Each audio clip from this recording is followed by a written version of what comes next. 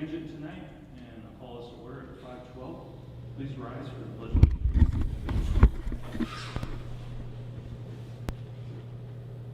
I pledge allegiance to the flag of the United States of America, to the republic for which it stands, one nation, under God, indivisible.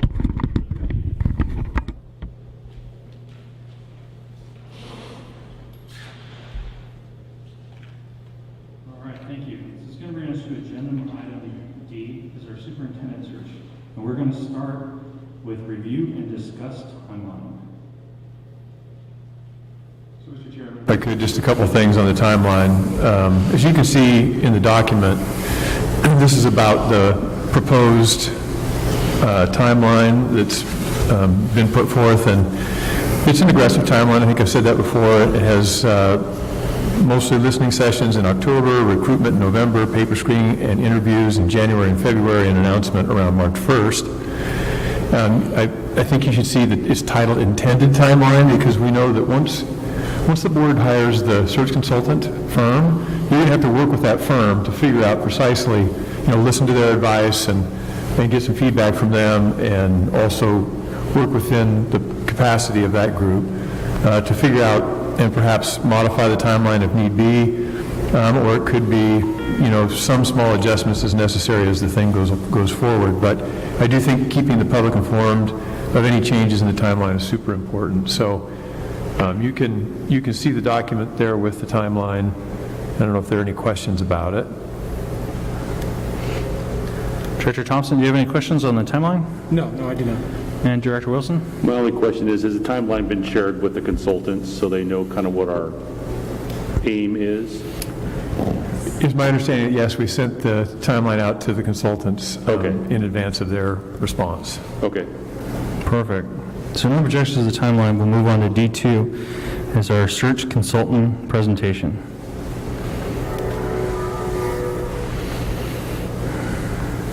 So we have 4 different groups proposing tonight. Their presentations are fairly short given the time that we have, but hopefully they'll be on point. And you also have printed copies of their proposals and presentations, each there at your site there.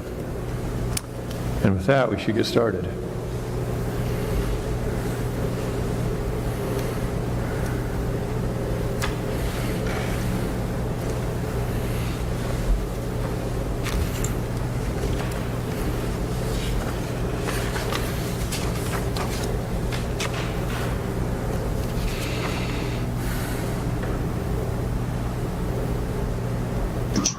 And hopefully they'll pop up on the screen here in just a second.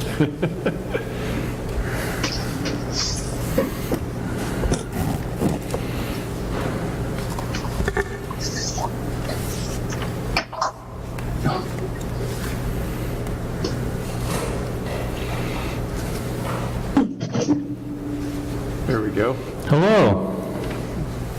Hello, folks. Hello. Hi there. Hi, Milt. How you doing? Good, thank you. Well, welcome and thank you for joining us tonight. I'm Eric Argonaga, the chair of the Greater Albany Public Schools, and we have Director Wilsons and Director Thompson with us tonight.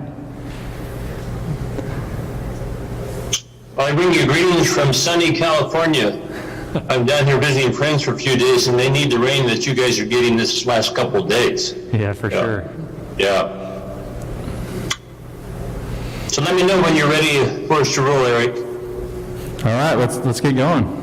Okay. Hey, I know we have a short time together, so I'll try to summarize our proposal and kind of discuss some differences between our proposal and what I've seen with your work so far. I'm going to try to save some time for questions from the board members. Again, my name is Bill Dennison. I have only had 32 years experience as a superintendent, just beginning. Oregon, Washington, back to Oregon, back to Washington, so I bounce back and forth across the river. I have over 20 years of search work in Oregon and Washington, and a few years ago I had the opportunity to do search work for the Cutter Education Foundation in the Middle East. And that was fascinating. I can tell you stories all night about that experience. For the past few years, I've been a contract search consultant with OSBA. So I've been working with OSBA on searches that they undertake across the state. I also do some searches in Washington where OSBA cannot operate, so those keep me busy as well. Joining me tonight is Sarah Herb, who is the backbone of the search. Sarah, tell us about yourself. Thanks, Will. My name is Sarah Herb. I am the Executive Search and Event Specialist with the Oregon School Boards Association. So much like Will, I facilitate superintendent searches for our member districts in Oregon. I've been with OSBA since 2016, and I've been in my current position since 2018. So I have assisted / worked over 50 superintendent searches since I started with OSBA. The good thing about Sarah, she is very confident. She does the things I don't like to do, so it's always glad to have her around. So let me just do a quick review of our proposal, and then we can take care of some questions that you might have. I've gone through and reviewed our typical calendar and compared to that with your proposed calendar, and there are some differences that we can certainly talk about, iron out if you decide that we're the search consultant company with your superintendent search. Your search is an early one, and there's some pros and cons of that that we could discuss at some later point. We have a basic search plan, but it's very flexible. So you'll see our basic plan in our proposal. Rarely does that become the final product for a search because we want to reflect your wishes and desires as well. You can see our first part of the search, you've already done some work in this area as well, is to determine the qualifications and qualities that you desire in your next superintendent. And we go about that in a number of ways. We'll do a comprehensive survey of your public. We'll conduct focus groups with individuals and whatever groups you decide that needs to be part of the focus group process.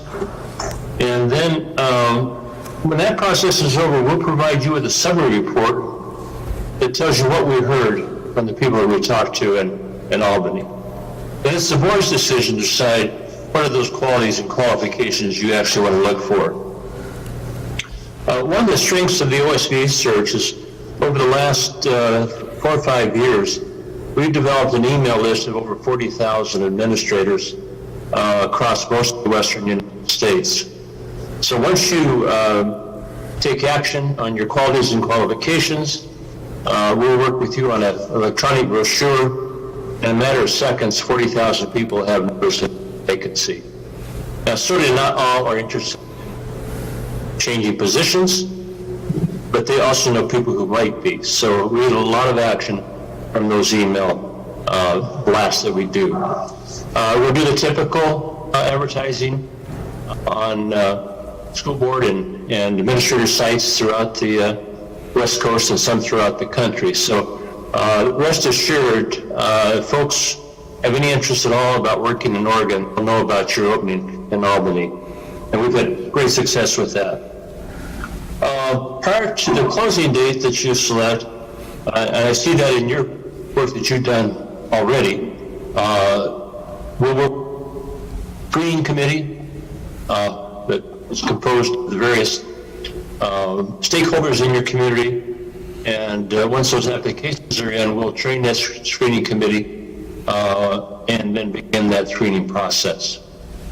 One thing that's different between our typical proposal and yours, the way I read it, most school boards, when finalists are selected, make those names public. And that's not, certainly through the initial stage, everything is very confidential. Other than the screening committee, who has to sign the confidentiality agreement, nobody knows the applicants other than the screening committee and the applicant, his or herself. At some point, if you bring us on board, we'll have a discussion about whether you want to continue in executive sessions throughout the process, and we can make that work. Once you, as we invite those finalists back to, excuse me, somebody's phone is working. We'll invite those finalists back into the district to have a chance to tour the district, meet with the various stakeholders, finally interview with the board so you can make your selection.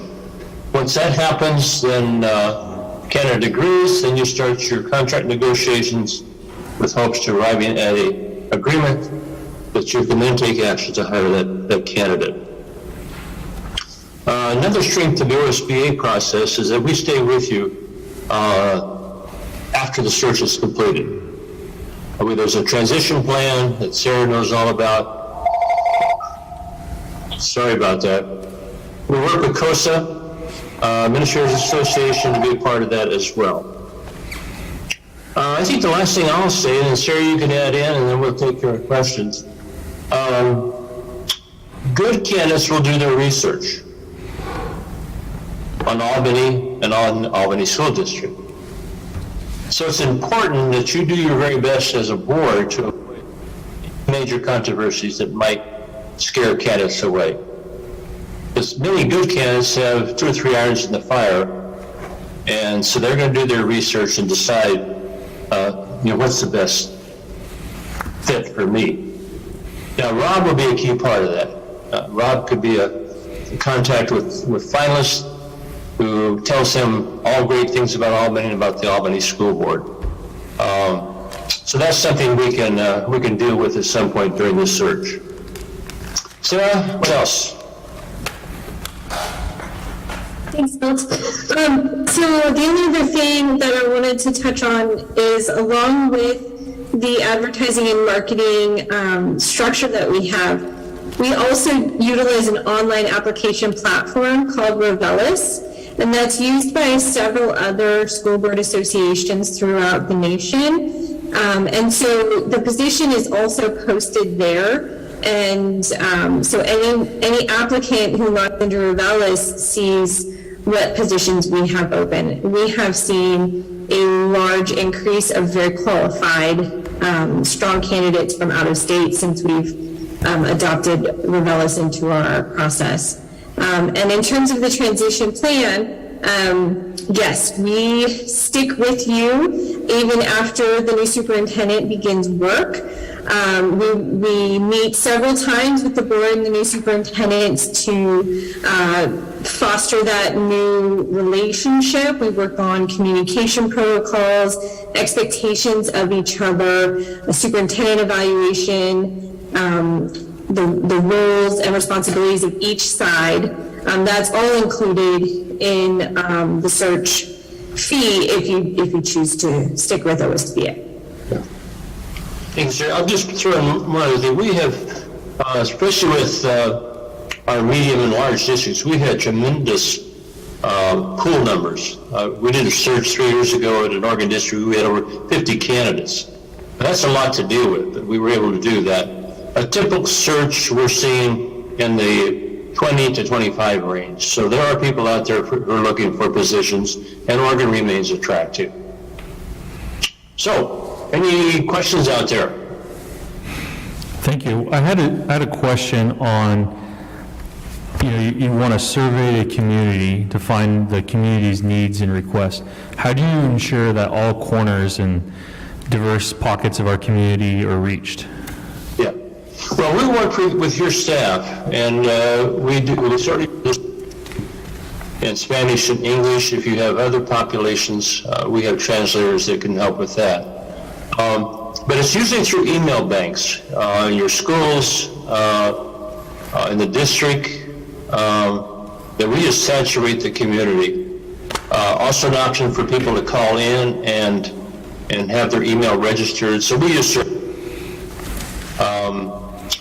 and really there are 3 questions we ask. What should this new person look like?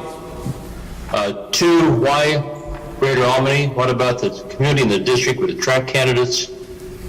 3, are there any major challenges that the new person will face when they come on board? So we try not to leave too many stones unturned when it comes to input. That help? I guess on the first question, it's very open-ended. Are we looking for a male, female? Are we looking for somebody with a doctorate degree or master's degree? Those are the questions that the public is going to, not as a board we're going to be asking, but those are the questions that the public might be putting in there. How do you refine that data down? We don't, you do. I'm just kidding. No. We try not to ask. Of course, we also want to give options for people to say what they want to say. Sure. But it's really going to be the board's decision on what those qualities and qualifications might be. Thank you.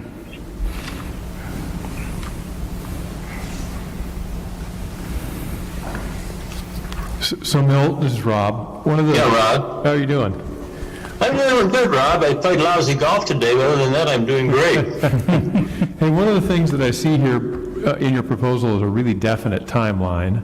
Yes. And the timeline that the board has talked about is more aggressive than this. Yes, yes.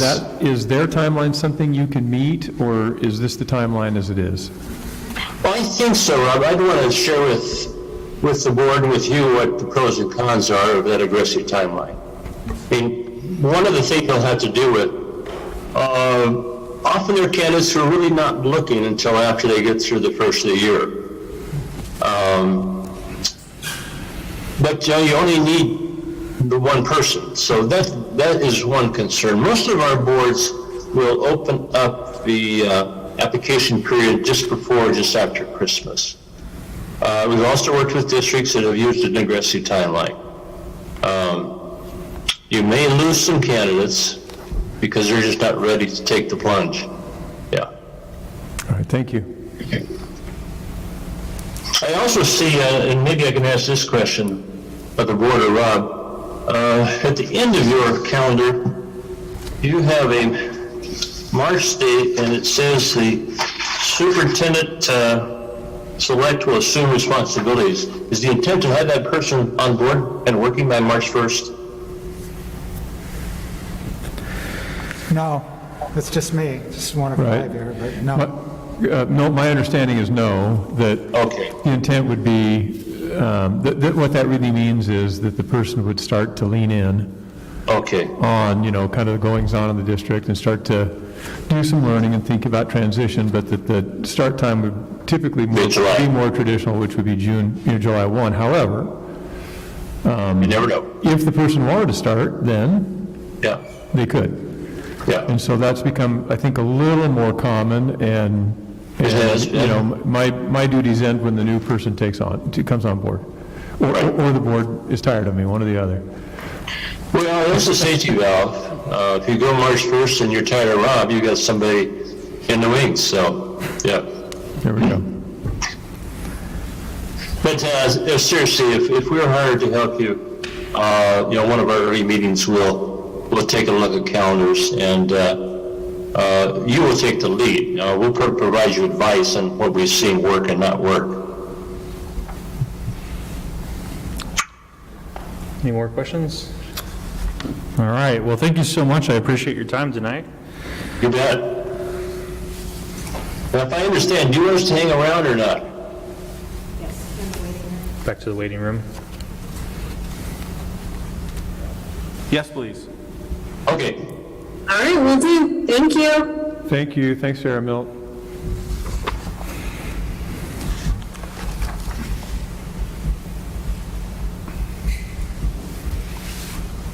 Who's up next? McPherson and Jacobs. McPherson Jacobson.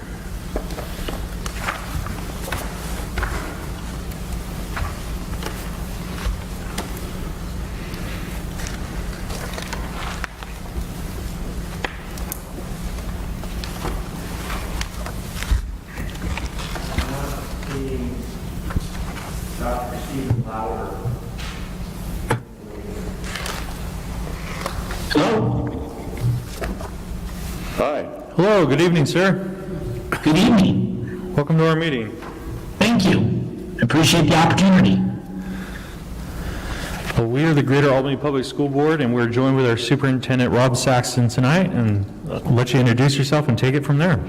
Okay, great. I think Steve Lauder, my partner in this, is joining as well. Or at least hopefully. I'm Nathan McCann. I'm one of two McPherson-Jacobson consultants that are presenting a proposal this evening to you on behalf of McPherson-Jacobson. We're one of the nation's leading superintendent search firms. And during my day job, I serve as the superintendent in Ridgefield, Washington School District, which is just north of Vancouver. And I'm in my 8th year here in Ridgefield. And in my spare time, if a superintendent has much spare time, I do several searches a year, both in Washington and Oregon. And there's Steve joining us.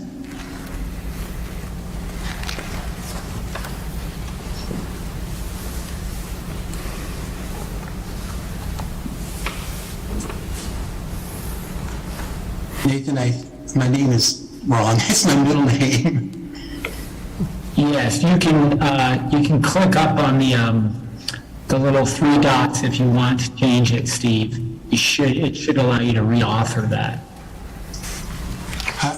Where do it says choose virtual background, choose filter, stop. I don't hide myself view. I don't see anything. We can see you though, Steve. Oh, good. Okay, sorry. Yeah, that's all right. And you're coming through loud and clear. Okay. Well, Alan's my middle name, but it's really Steve. And Steve, I introduced myself just while we were waiting. Would you like to? Oh, okay. Steve Lauder. Can the board hear then? We can hear you just fine, Steve. This is Rob. Okay, great. Yeah, okay, so we should start then, I guess, huh? Sure. Yes? Yes.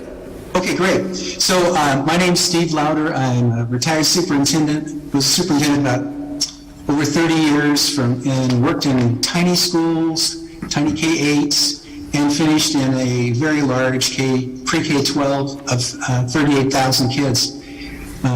Careers nearly 40 years long, a teaching administrator, principal, etc.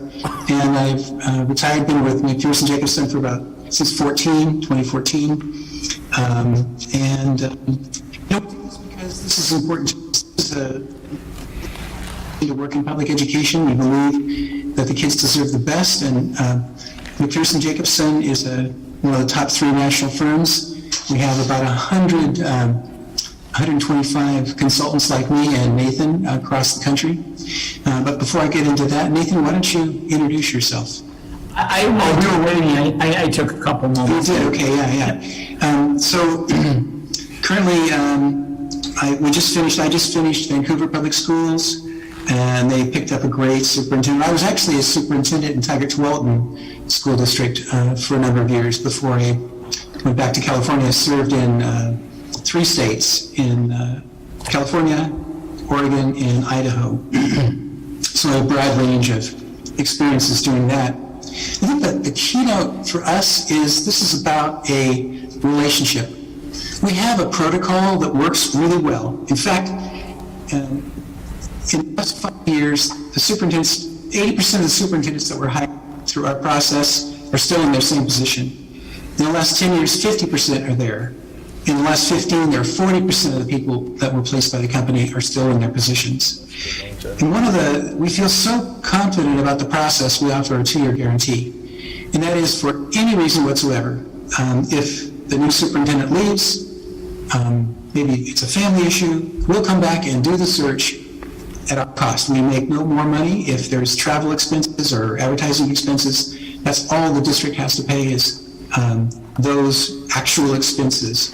But we're very confident in the process. In fact, I just got a letter today from the board president in Vancouver. It's too late for the packet, but they're extremely pleased with our process, and we're currently doing Canvas as well because of the work we did in Vancouver.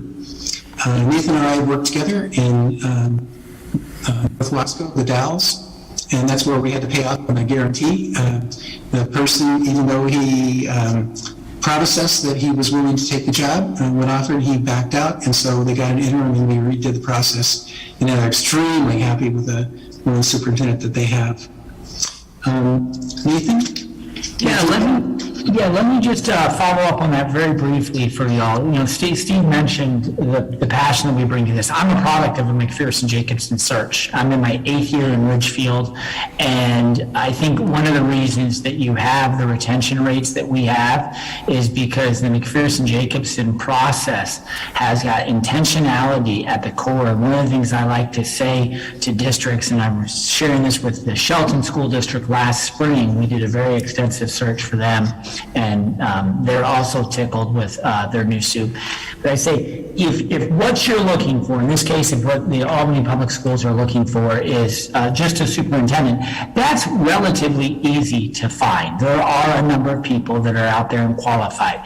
But what your community demands and deserves is what Steve and I are committed to delivering. And that's not just someone that wants to be a superintendent, but someone who wants to be the superintendent of Greater Albany Public Schools. And the search process that we use, which involves a lot of active listening and an intentional effort to get as many fingerprints on the search process as possible, leads to not only us really understanding the voices of those folks in the district, that like what they want and hope for and aspire for in their next superintendent, but it allows us to communicate that to candidates so that we can really tailor, like, here are the candidates that aren't just merely qualified, but are passionate about the work that's a priority in your district, and they're excited about doing that work. And it has the added benefit of really being a cathartic opportunity. One of the things both Steve and I would recommend is that you bring in not just people that have been strong district supporters through the years, but contrarians, and get them in early personal invitations from the school board to be part of that listening portion of our search process. And it just gives everyone an opportunity to feel like, hey, the district and the board care about me and what I think. It also means that at the end of this process, when that superintendent comes on board, there are a lot more people pulling for her or his success from day one. And that allows someone to jump in and have the community behind them at the beginning of their tenure.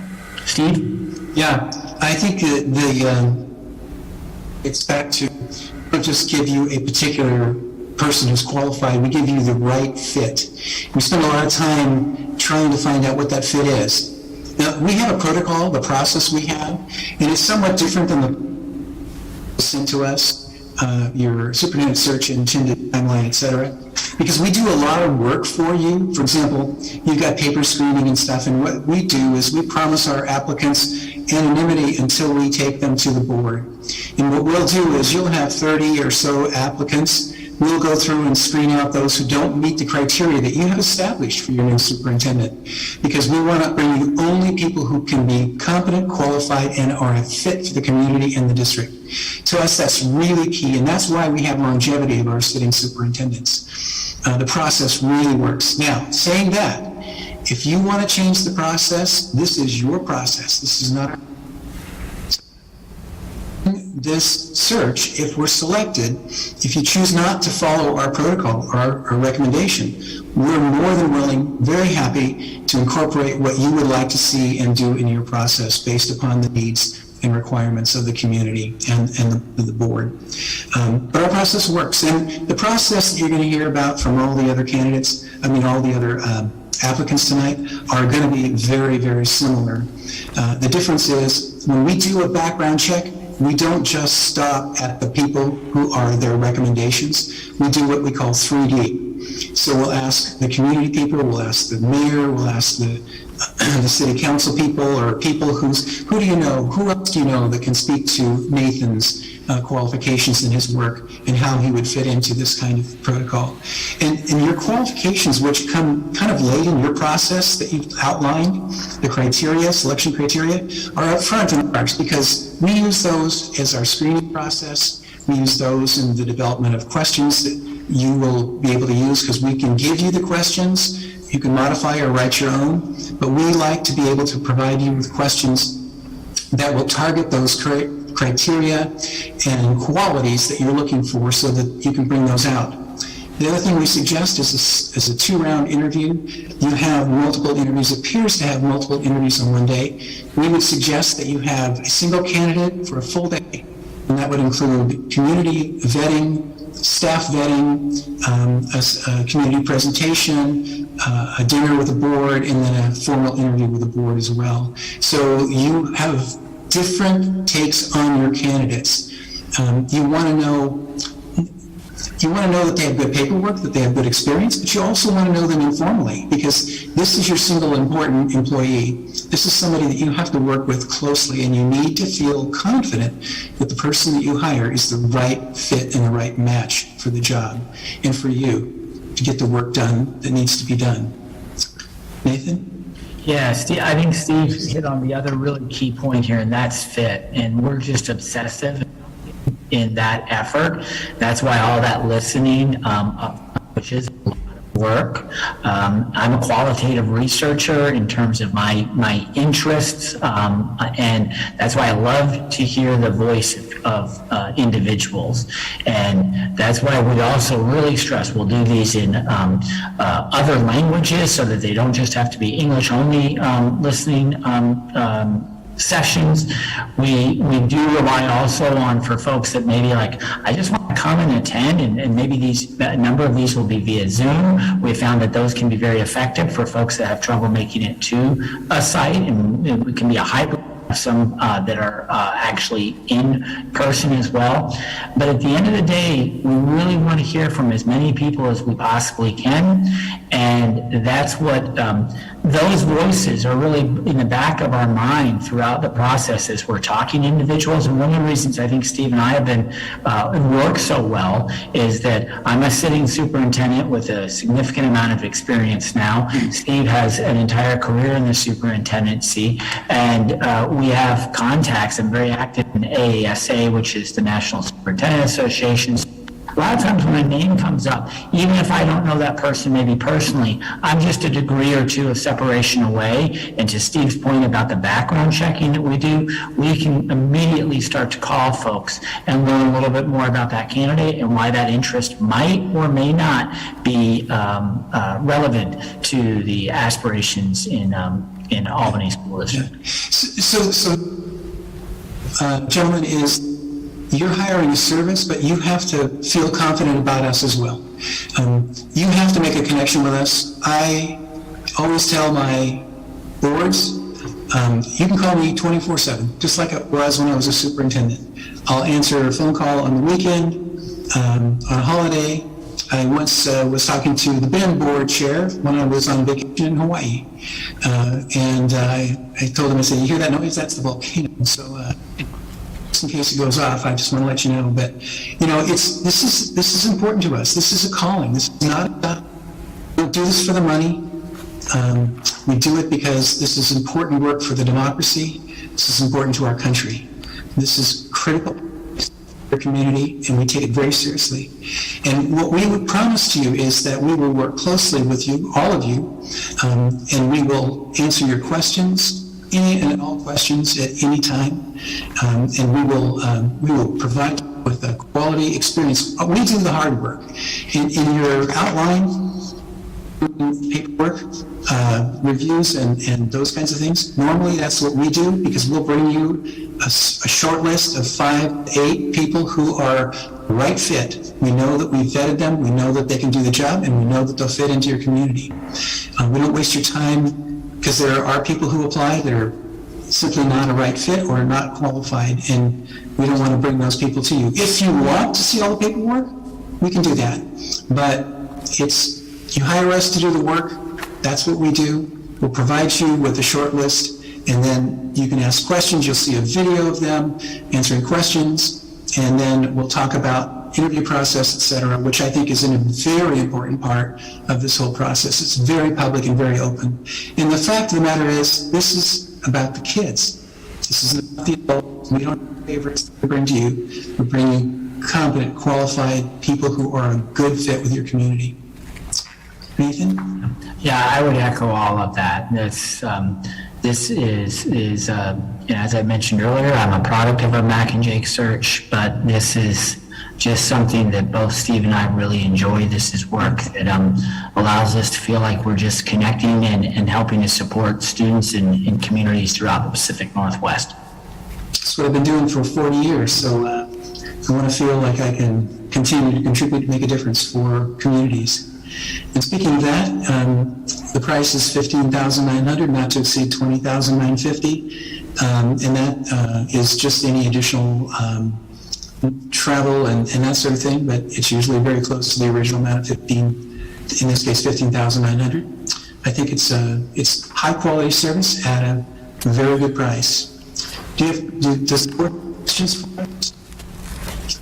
I think you've seen our proposal and you've been able to see our 5-step process, which, by the way, I didn't mention phase 5, which is critical to the longevity of the superintendent. Is we come back after you've hired that superintendent and we talk about that first year's goals, and we narrow it to 1 or 2 very important goals, and we get clarity among the board members and the superintendent about what that goal is and what it looks like as a completion or success, and so that everybody at the end of the year is very clear about what success looks like, the accomplishment of those goals. So it's all about communication, and we are all about communication in the process.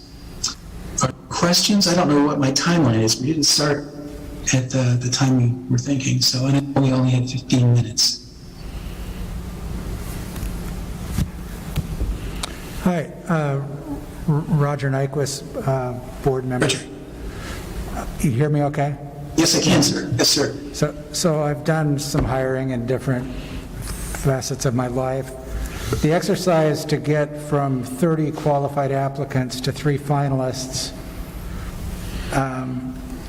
tell me a little bit about that, because as you start, you're all just looking at documents, right? You don't have people in front of you. So tell me about that. Yeah, great. Yeah, it's a great question. So the process is a paper screen.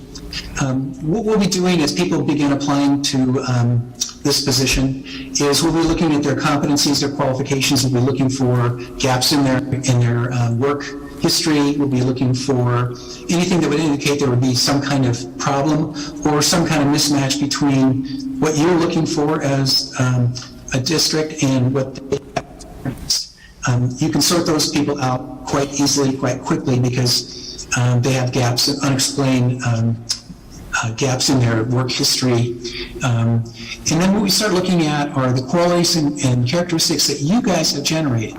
Those are extremely important, because we then will be looking at their paperwork and calling the references, and like I said, going 3 deep, asking people about the kind of work, the kind of style they have, the kind of interactions and relationships they have, because relationships, outreach, communication style, those are highly critical and very important to a successful superintendent. And you will have a particular need. Maybe you is very active in the community as well. I know you're kind of finishing up a big bond project, but sometimes school districts will say we need somebody who's had current bond experience and construction experience. So we'll be looking for those kinds of things. So we'll be sorting through those people, and we'll be calling them, we'll be calling all the references and the people who know them, and people who, for example, COSA, we know still have connections with the Confederation of Oregon School Administrators. So we'll be calling people who apply in Oregon and talking to those people, and like Rob and I worked together for years when I was at Tiger Tualatin. And so we still have strong connections in the state. Most of your applicants, and I don't want to get off on that, but most of your applicants will be in-state or in Washington, but you'll get people from out of state.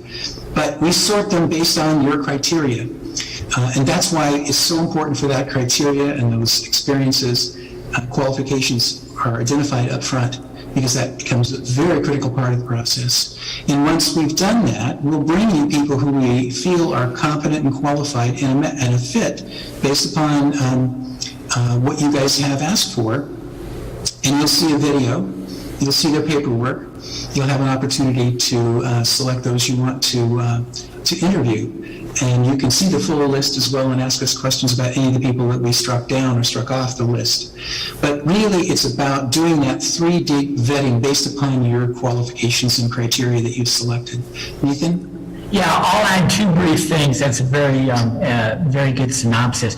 We are active recruiters too. And so there are 125 consultants across the country. So we're able to call other folks, and Steve and I have called each other when we've been working other searches, for example, and said, hey, this is the job and this is what the school board and the community is looking for. Do you have some candidates that you think might be interested? Or I'll know someone and pick up the phone and be like, this is a job I think you should look at a little bit more closely. And so the active recruiting plays a big role in this throughout the process. And then finally, as Steve mentioned, when you're winnowing this down from 30 to that slate that we're going to present, throughout this, whoever you want to see, if the board wants to see all 30 candidates, we'll show you all 30 candidates, whatever the number ends up being. But through this process of spending so much time listening to folks, we'll have the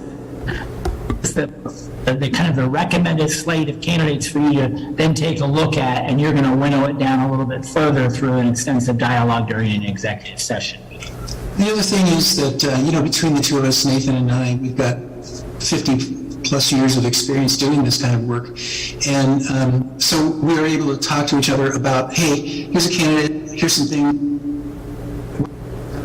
thoughts, how do you think that person stacks up? And so it's an honest process based upon your criteria. We don't have a slate or a stable of people. We need to do that. We need to talk to you. We need to get the information from you. I'll give you an example of that recruiting. Vancouver Public Schools just hired the superintendent of chemists, and he did not apply. Dr. Snell did not apply. I called because someone said you ought to talk to this man, and he ended up being their number one candidate, and actually why I'm doing the chemist search as well. So we actively recruit the 125 people like us around the country. Actively recruit, they get information about the jobs, and if they know somebody who's a good match for the criteria, then they'll be calling those people and sending them our way. But again, the winnowing down comes down to the criteria, the success of their experience, and how that experience and their skill set and the personalities match your needs. Does that help, Jeff? It does. I have one more. Yes, sir. Go ahead. What is the leading reason that a superintendent working successfully in a school district would leave for another school district? So there's several reasons. One is could be family. It could be I want to get closer to the Pacific Northwest. I want to get back to Oregon. I mean, it could be that I want to move up. Or it could be that I'm timed out in my job in Idaho, and I still want to work. I'm still young, but I've got to move, and I've got great experience, and I want to move to another state because I've maxed out my retirement. And so a lot of times it's a family connection. It's because they know the community. They know there's some connection to the community. Sometimes, like I said, they're just looking for the next big adventure. But mostly it's people who know you, know your community, and want to be your superintendent. Thank you, gentlemen. We got to move on to our next applicants, but if you wouldn't mind waiting in the waiting room for us, Yes. that'd be excellent. Thank you. Is that John? Thank you. Thank you. Thank you. Thank you, John. Thank you.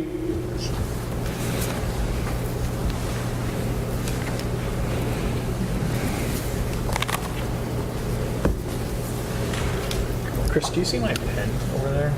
Yeah, it's right there. Oh, there it is.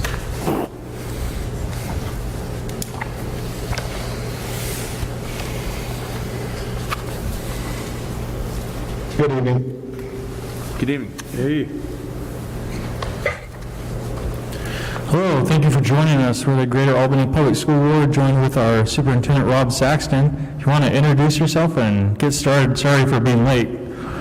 That's okay. I'm Tom Rockefeller, and with me I have Sergio Hernandez and Pam Beltry.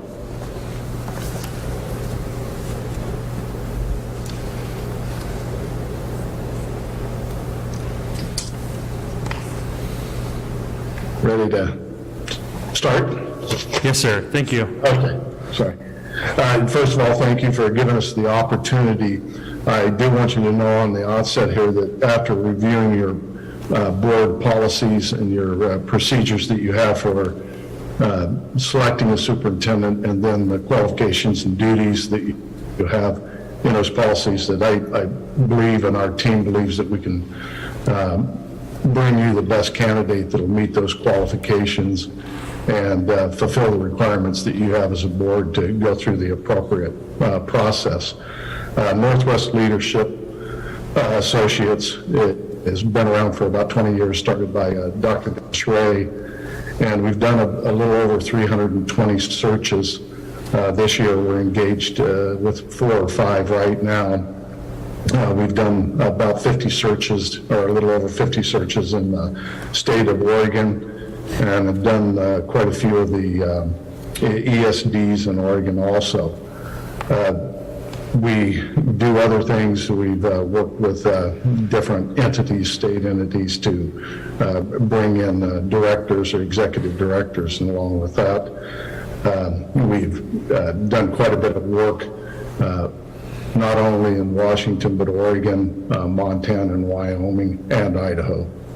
The work plan and timeline, after the amount of time that, and the number of times that we've done our the searches, we do think that we have a really good process that we go through, and as you'll see, we have what we call about 15 steps that we work with as we go through the process. And there are, the last few years have presented a little bit of difference with the COVID requirements or whatever else that we need to work with. But this past year we did over, or right at 15 searches that we were able to meet the needs of those requirements, plus get the job done effectively. What we're going to do is jump into the timeline, the work plan and timeline real briefly, and then expand on it as you guys might need. So, Sergio? Yes, Mr. Chair and Board, once again, thank you for this opportunity to visit with you this evening. You have our proposal in front of you, and rather than go point by point, I'd just like to highlight a few areas that we feel are important. As Tom mentioned, we reviewed your board policies, and Board Policy 2210 states that the selection of the superintendent is your foremost responsibility. And we always want to put the emphasis on your responsibility. Northwest Leadership Associates is here to facilitate and support you in any way possible through this process. We know it can be a very time-consuming process, and so we want to make it as easy on you as a board as possible, but at the same time, follow your direction and your will. We've broken out the process, the timeline, into the 4 phases, as Tom mentioned. And phase number 1 really talks about preparing for the search. And it kind of highlights our role, our responsibilities, as well as your role and responsibilities, what we each need to do in this whole process to make sure that it flows smoothly and gathers the information that you need, and ultimately the superintendent that you're looking for. We will work with you to determine the qualifications you're looking for, as mentioned in phase 1. We will hold as many focus groups as necessary to determine what are the things that the community, the staff, the groups in the area, as well as your requirements and your needs. And as Tom mentioned, you have outlined them in Board Policy 2210 to 2230. So it's a good start.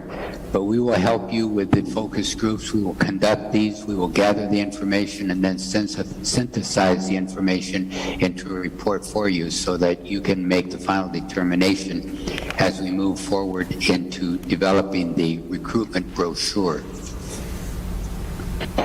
And in this whole process, it's a team effort between the board and us as your consultants. And so we're here to support you. The focus groups that we hold can be conducted in Spanish.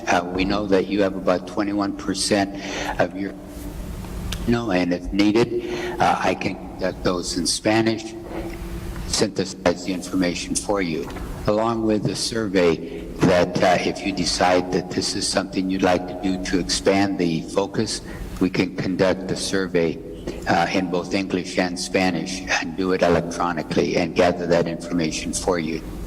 And phase 2 is the recruitment and selection of candidates, and determined what are the needs, and you've approved the recruitment brochure. Then we get the information out. That's our responsibility. We have over 3,000 contacts that we send this to.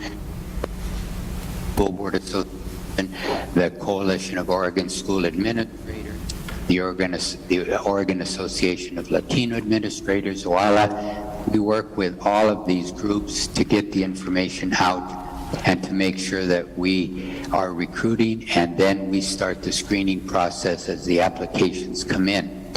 Ultimately, of course, you will have an opportunity to review all the applications as well as make the final determination on whom you would like to bring in for the screening, and then finally the ultimate final interviews. Tom, did I miss anything in phase 1 or 2 that you think we ought to highlight? No, I think it's there. Okay. I think you did. So then we get to phase 3 of interviewing the candidates, and one of the things we want to make sure that we do is to help you develop the questions that match, whether it's your board policy or the search results that we got in the qualifications that we have put on the brochure for application to the job, and we will make sure that we go through time and time again to get to those questions that you will want to present to the candidates for the best selection process. We will set up, we work with the candidates and with the board and with your administrative staff to set up a process and all the interviews and links and how you want to go about that. Again, that's going to be from your input, and just work through all of those issues around the preliminaries until we get down to the finalists, and then we're advisories to you as when you get to the finals, which ones you want to select and how you want to go about that, whether it's hour-long interviews, how many you want to interview, whether you want to bring them to the district. There's all kinds of different variations of how we can go about that. And then phase 4, we get into making the selection and closing the deal. Very important to us is making sure that when we get down to the final candidates that we go a little bit of a step further. We do have a private investigator that we turn all of our candidates, our final 3 candidates, over to make sure that that there aren't any issues that they're bringing with them that would cause any issues for the school district or for us as a consulting firm. And we also we might do things a little different than others, but we like to work with the board president, board designee to have a contract basically negotiated, something that is going to be accepted by any one of the 3 or 4 candidates, however many you select, that will take the job, so that we don't get down to the end and have somebody selected and then all of a sudden say that they'd like to have another $10,000 or $15,000 or some add-ons to the contract. We like to have that done so that we can move swiftly after you guys have made your decision to basically closing the deal. Signed. Those are the 4 phases, and like I say, is we do have 12 steps that if you select us as the firm, we sit down, we go through with you in detail so that you know exactly what we're doing. And then I think that there's some general expectations of the board under each one of these phases too, that shows how we're going to be working in conjunction with each other. Then we go to the consulting team. That's going to be myself, Dr. Bill Jordan, Dr. Pam Beltry, who's here, Mr. Mark Howland, and Mr. Sergio Hernandez. And as you can go through all the qualifications, but a lot of experience and a lot of background. I think that we have quite a few contacts and in Oregon, as well as Washington, Montana, Idaho, and other places where we think that we specialize in bringing candidates, especially from the Northwest, that want to be in the Northwest and live in the Northwest and have background and roots there too. Our team, as you can see down there, we have about 8 or 9 consultants at this time. We are expanding a little bit, but I didn't feel it was appropriate to put people down that hadn't gone through had worked on the search process at this time or in the process of doing so. We really want to stress the staff and community involvement component of what we do. Between our surveys that we do of the community, open surveys, the focus groups, and a typical set of focus groups would be classified, the certificated teacher, the administrators, building administrators, the central office administrators, each one of those. We start those after we have one-on-one interviews with each of the board members to have discussions about what you think your needs are, what qualifications, what type of person that you think that we really need to go after. And then we've been working hard to get more and more people involved. Ironically, from my experience over the last couple of years, the Zoom meeting setup has caused a significant increase in the number of people that participate, and we can do our focus groups partially in person and Zoom. We can do them all Zoom or try and do them in person. Those kinds of things can be worked out as we move along. One of the important things to us is this leadership profile, and we really believe that, looking at or listening to what you as a board, what the different groups that are connected to the school district, all the way from the board down to the students, community, or whatever else, is to develop this appropriate profile that you have to work with as we go through the process. It lends integrity to the process so that it doesn't, as you're moving forward, everybody knows exactly what we're looking for, the kind of person that we're looking for. And it gives definition to the candidates too, so that they know what is expected out of them or what they're going to be looking at with the job. Our advertising or recruiting plan, we believe that we have enough contacts.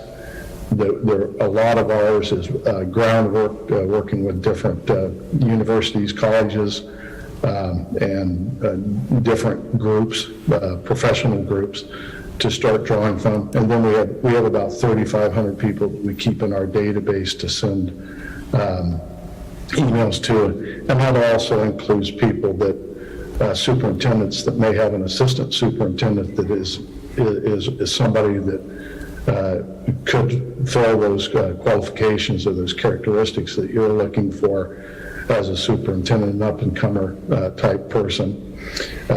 We do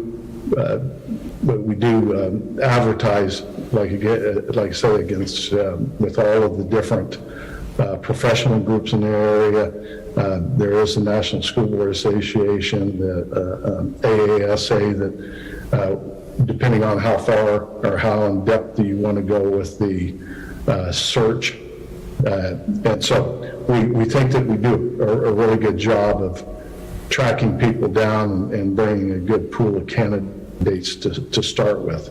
And I think it's important for you to know that we're going to bring every name that is brought to us forward to you, and you'll have the right. We don't pre-select anybody.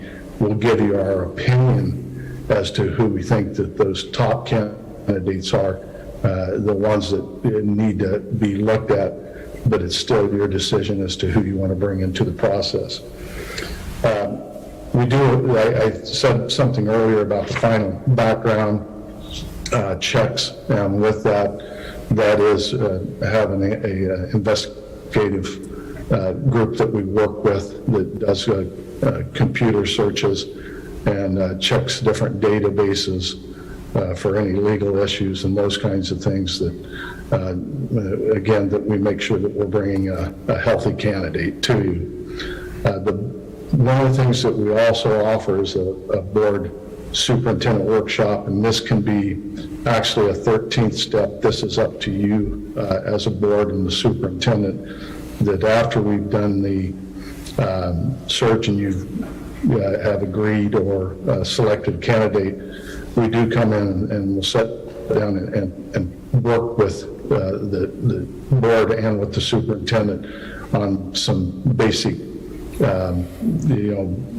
protocols and those kinds of things to make sure that starts off in a smooth manner.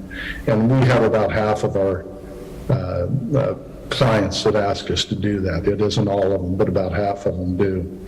The cost, this is commensurate with other districts your size in budget and the numbers of students. We do have the way that we work our teams is we don't cost analysis anything. We lump sum all inclusive is the approach we take. And then one of the things that we like to do is guarantee. We have not had an issue with this for a long time, but if for some reason you'd hire a superintendent and they would leave or resign within that first 2 years, we will come back and do the search again for free and make sure that we get it done right. Other than that, our timelines, the one that was put out by your district, our timelines pretty well match. I don't think there's going to be any issue with what we think, and then what you have done is on going through the different processes up to the time that you hire the superintendent, so we do not see any issues there. And then what we wanted to do is give you a couple people some references if you wanted to call anybody. One of them that we did not add on here is that Sergio and Bill Jordan just finished Madras just this past year. That would be another reference if you are wanting to talk to somebody about our processes and how we work. And then I have the 2021 search results. And then one of the things that we do internally is we try to keep a 3 to 5 year history. And the reason that this is important to us is we really try to look at the candidates that we get for our, and then we're stressed on that they continue in their position. And when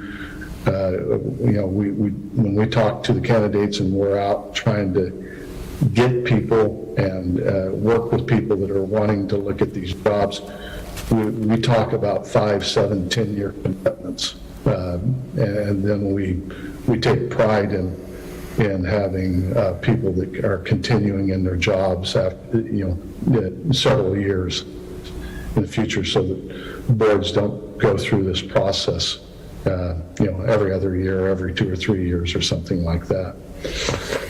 Other than that, that's basically it in a nutshell. I put the resumes for the people, the team in the back, and unless Sergio or Pam, if you have anything to add.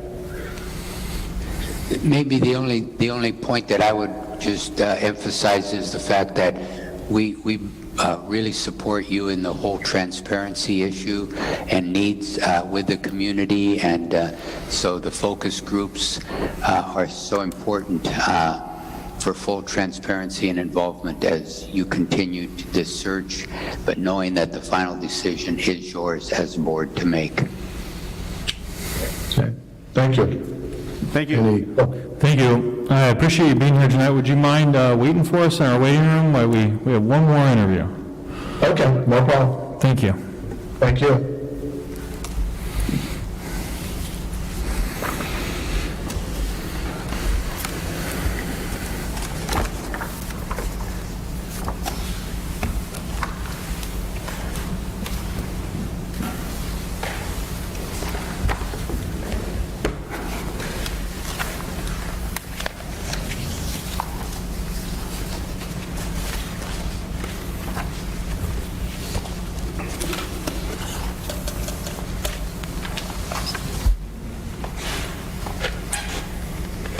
Hello. Hello, ma'am. Thank you for joining us tonight. We are the Greater Albany Public School Board. Hi, I'm Valerie Pitts, and I know that you can't. My camera I decided not to work, but I am trying to log in with my phone. And whoever is controlling letting people into the weight room has asked me a couple of times to identify myself, but there's no way to do that. The chat's not open. So that phone, if someone can log me in so you can see my face, I am 831-332-5126.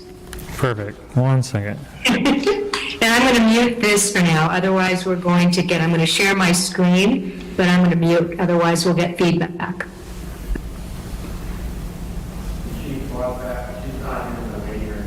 Hi, and while she's logging in, I'm Heather Williams. Hello. Thank you for having us tonight. What do you need, Rob? Okay, we're good.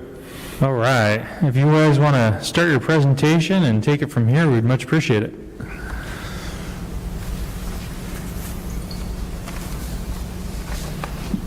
I think your phone is muted.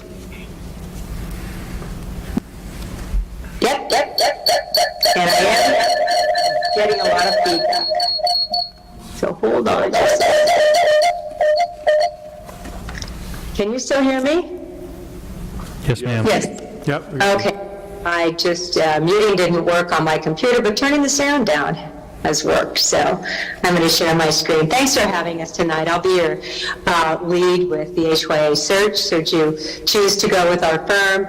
And I chose to share slides with you tonight because sometimes it's just a little bit easier to follow along with something someone is saying rather than just looking at the proposal that we provided for you. Most of what I hope you can see my screen. Most of what we will share with you on screen is already included in the proposal that we submitted. But again, thank you so much for having us tonight. And I also would like to begin by just saying thank you to all of you as elected officials, unpaid elected officials, for leading in an incredibly difficult time, and especially taking on the superintendent search in an incredibly difficult time. So thank you for all of your service. I understand how hard that is, and we appreciate it. So let me get my presentation started here with viewing the slideshow. This is you. We start off with that. A little bit about HYA. We have 35 years as an executive search firm. Our firm is actually headquartered in Illinois, but we have consultants all over the United States. I am currently sitting in Bend, Oregon. Can you see me? You know, this just mirrored my phone. My phone just mirrored my computer. Anyway, I'm currently in Bend, Oregon, where I've lived for 4 years after retiring as superintendent from California in the Bay Area. Heather and I have a combined superintendent experience of over 20 years, and I won't even go into how many years of total education, including teaching and working as principals. It's a lot, and it is our lifelong The HYA search firm has done over 1,400 searches. 100 of those have been nationwide. We do work with districts who choose to only be statewide. In your case, you may choose to only be Northwest in your search. So we have local teams that work with you. And the advantage of that is that we have a national recruiting network. So if there is someone in the East, even though we may not be advertising out there, who may be a good fit, I reach out to colleagues and we can make that happen. One of the things that distinguishes most from other firms is the amount of time that we put into comprehensive community engagement. We'll talk a little bit about in process. We'll also talk to you about our research and analytics. We have a very strong back office and IT staff, which allows us to do some of these things with research and analytics, which is telling us who's looking at our advertisements, who's actually logging on, who needs more information, etc. And we are very good communicators and very responsive, not just to you as a board of trustees, but to your community. So they will get our emails and our phone numbers, and we will, if we serve you, we will be in the capacity of being available to your stakeholders for questions as they may come up as well. These are your awesome responsibilities, as is everywhere on your website, which is really a testament to the hard work that's being done in Greater Albany School District. These are the priorities that you're focusing on in line with, and how you do things are based on your core values and your beliefs, of course. And great district leaders are going to come in and they're going to help. They're focused, as you've been focused, on matters of greatest importance. Health and safety, certainly right now, student outcomes, fiscal responsibility, and having the support of your community and the trust of parents and those who are your stakeholders. This is our signature process. It's 4 steps, it's 6 steps, it's sometimes 10 steps, but we like to group it down into the 4 steps of engage, recruit, select, and transition. Now, along the top, you see generally how long each of these phases last. We've noticed that you've done a timeline that closely mirrors this. However, in our first planning meeting, that's when we would iron out the specifics and the exact nature. And sometimes these phases are also overlapping with one another. The first phase, which is our engage phase, is probably one of the parts of the phase that I enjoy the most. People. We get to meet you, we get to talk to you, we get to talk to the people in your community, staff, to parents, to other community leaders, to people who are volunteering in the community. The research-based approach, and we've seen that you've again identified this step in your timeline as well. So we will work with you to identify which groups you want us to meet with, which individuals you feel may need a one-on-one, and whether or not we're going to do town halls, whether those are online or in-person, individual interviews, focus groups, and also we can do a survey. We have a very rich research-based survey that we can offer you, but we've also done more personalized, shorter, more localized surveys through Monkey Survey, and we're happy to do that as well. So that's just part of what we will do in our engage phase. This is all working towards developing a leadership profile for that representative of what we hear you say and your community say regarding the type of leader that will be the best match and the best fit for your school district. And we call that our leadership profile report. And we work on that as we are engaging your community and you and helping us to get to know what will work for you. So the whole engage phase involves, developing that plan with you up front, finalizing the timeline, taking a look at what the application looks like, doing a customized survey, conducting all the interviews and community forums, and culminating in a leadership profile report, which then goes up on your website, it goes up on our website, and it helps applicants to see what you're looking for and to decide whether or not they want to apply and be competitive. We have a very aggressive recruit phase, and we will take the job description that's created with you via the leadership profile and your HR folks, and we will create that job description. We will create the advertising across national, state, or local agencies, depending on what we decide when we meet with you during the planning meeting. The opening goes up, if you do select HYA, the opening in Greater Albany Public Schools goes up on our website immediately. We take the 3 to 4 weeks to do the development of the leadership profile through all of the engagement process that will go up subsequent, but it will be there right from the very beginning. We have many active searches going on, so HYA is a place that people who are looking will go to see. And in addition, we are always recruiting based on what we know about your school district. We don't just come in with a preset group of candidates and say, here, these are people that we've interviewed that we think will do a good job. We are constantly out talking to people. Yeah, it's one of the parts of the job that I like the most, is meeting with people and talking with people to help identify and recruit candidates that we feel will be a good match for your district. One of the other things that distinguishes HYA is that we do a very intense screening process. We interview people who apply. So if we get 25 applicants for this position, or 30 or 45 applicants for this position, we will screen interview them, and we will either do that in person or we will do that virtually, and we put them through questions that relate to the types of things that have come up on your leadership profile, that are in your job description, that will help us not only have face-to-face opportunity with the applicants, but to really get a feel for whether or not they would be a good match for your district. When we present the slate of candidates to you, it is after we have done that screening. We also do pre-reference checking, our first round of reference checks, and we also do as much as we can relative to background in terms of internet searching, and if we see anything funny that comes up on internet searches, then we will reach out and speak to candidates about that, and many times ask for written explanations, especially if they've risen to the level of being on the slate that we would present to you as a board. This is just a look at all of the places that we have been in as HYA. This is a look at the types of research and analytics that I was telling you about before, relative to hits on our website and how deeply people are going into looking at what districts are asking for.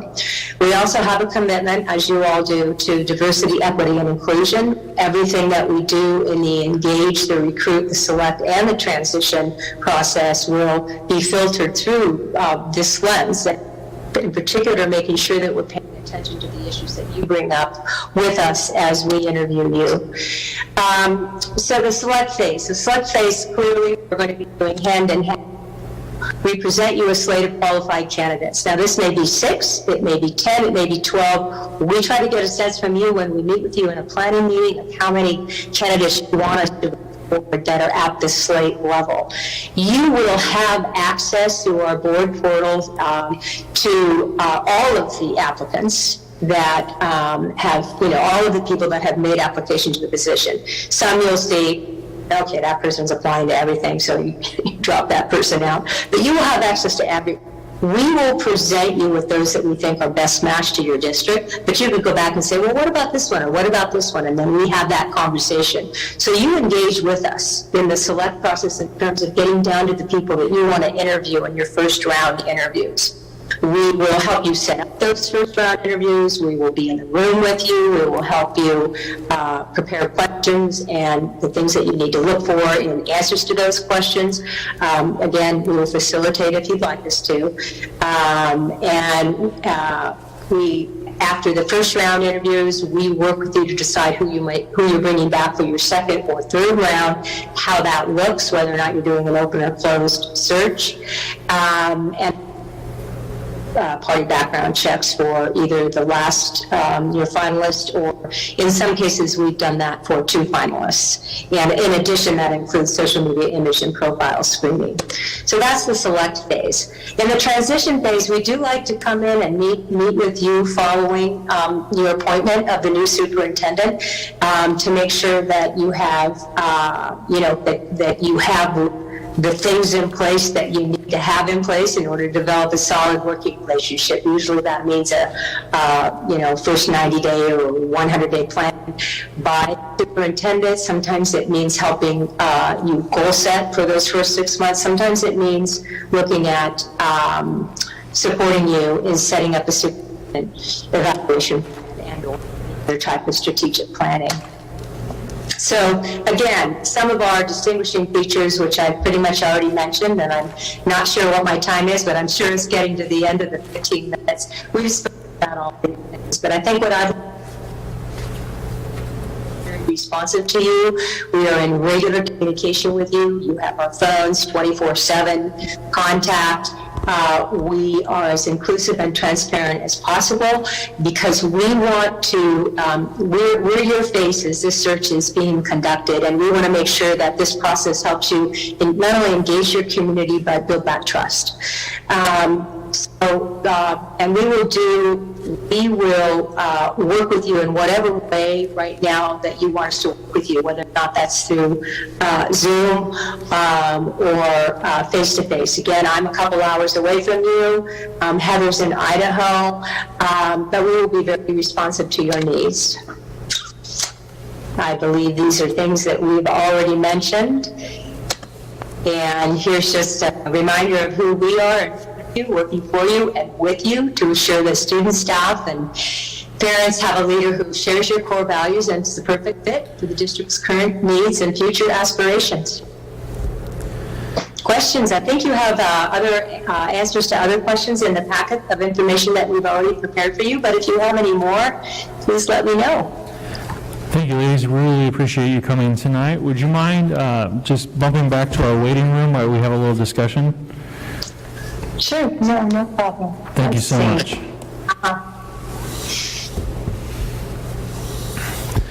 Board members, this is your time to deliberate and say positive things that you saw during our presentations today.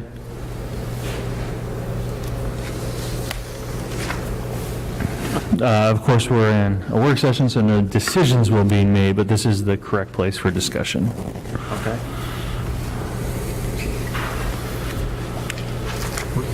Mr. Wilson. Well, I kind of ranked them a little bit. I had a presentation I enjoyed more than the others, and that was McPherson and Jacobson.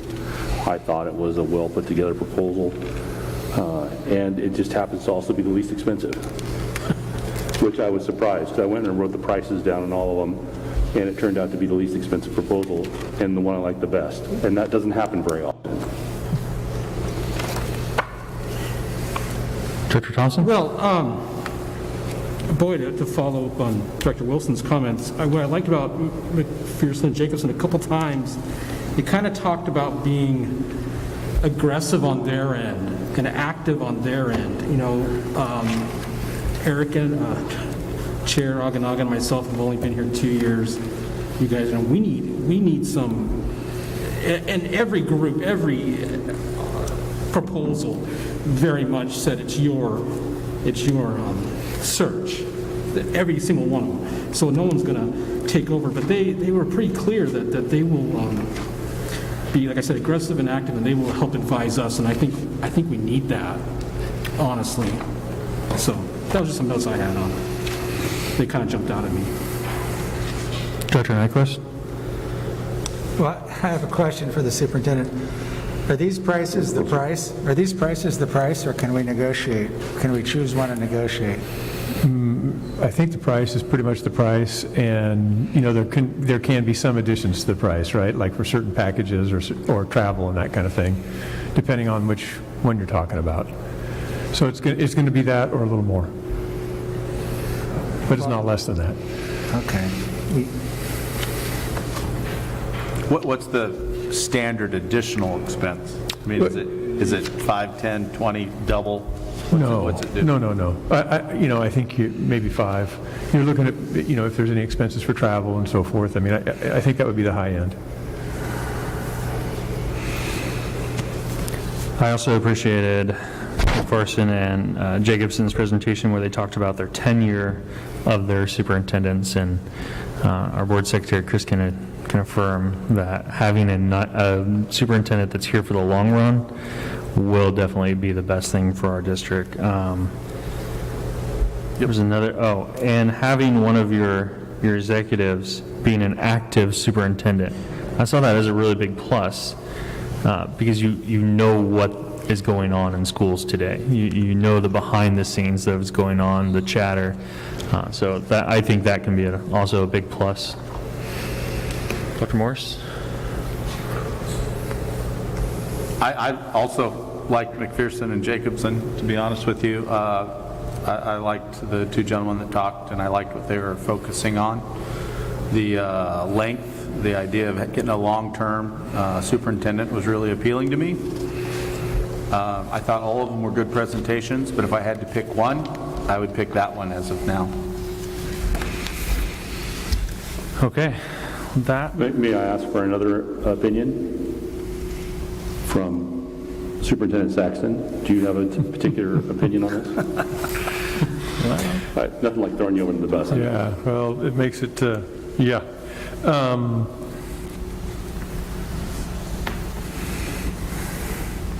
I thought they were all, quality presentations and that they did a good job.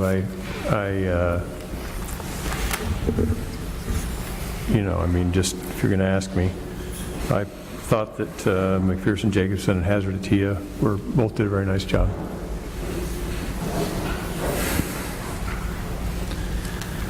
Well, I think that is going. I also would say, that OSBA does have a nice connection with Oregon and have folks who've been around for a while, but for the two, that would be the two that I would talk about probably.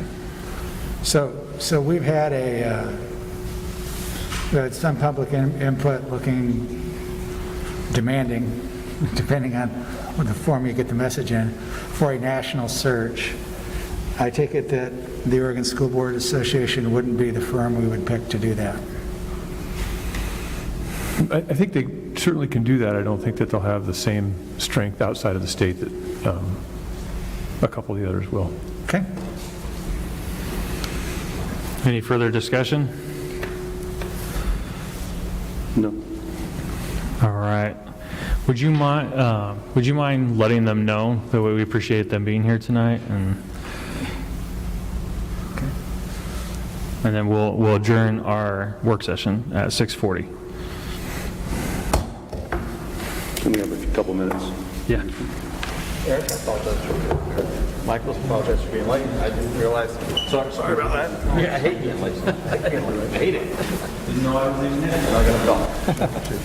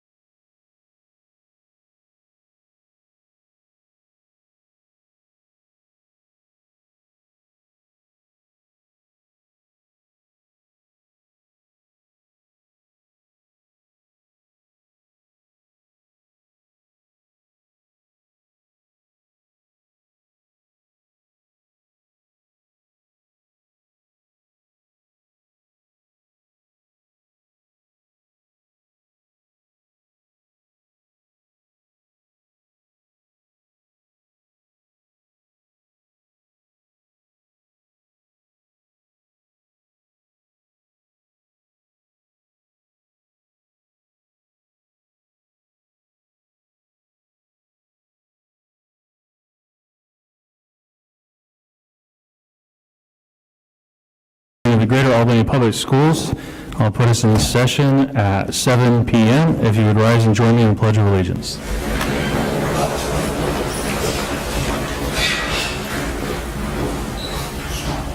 Allegiance to the flag of the United States of America and to the republic for which it stands, one nation, under God, indivisible, with liberty and justice for all.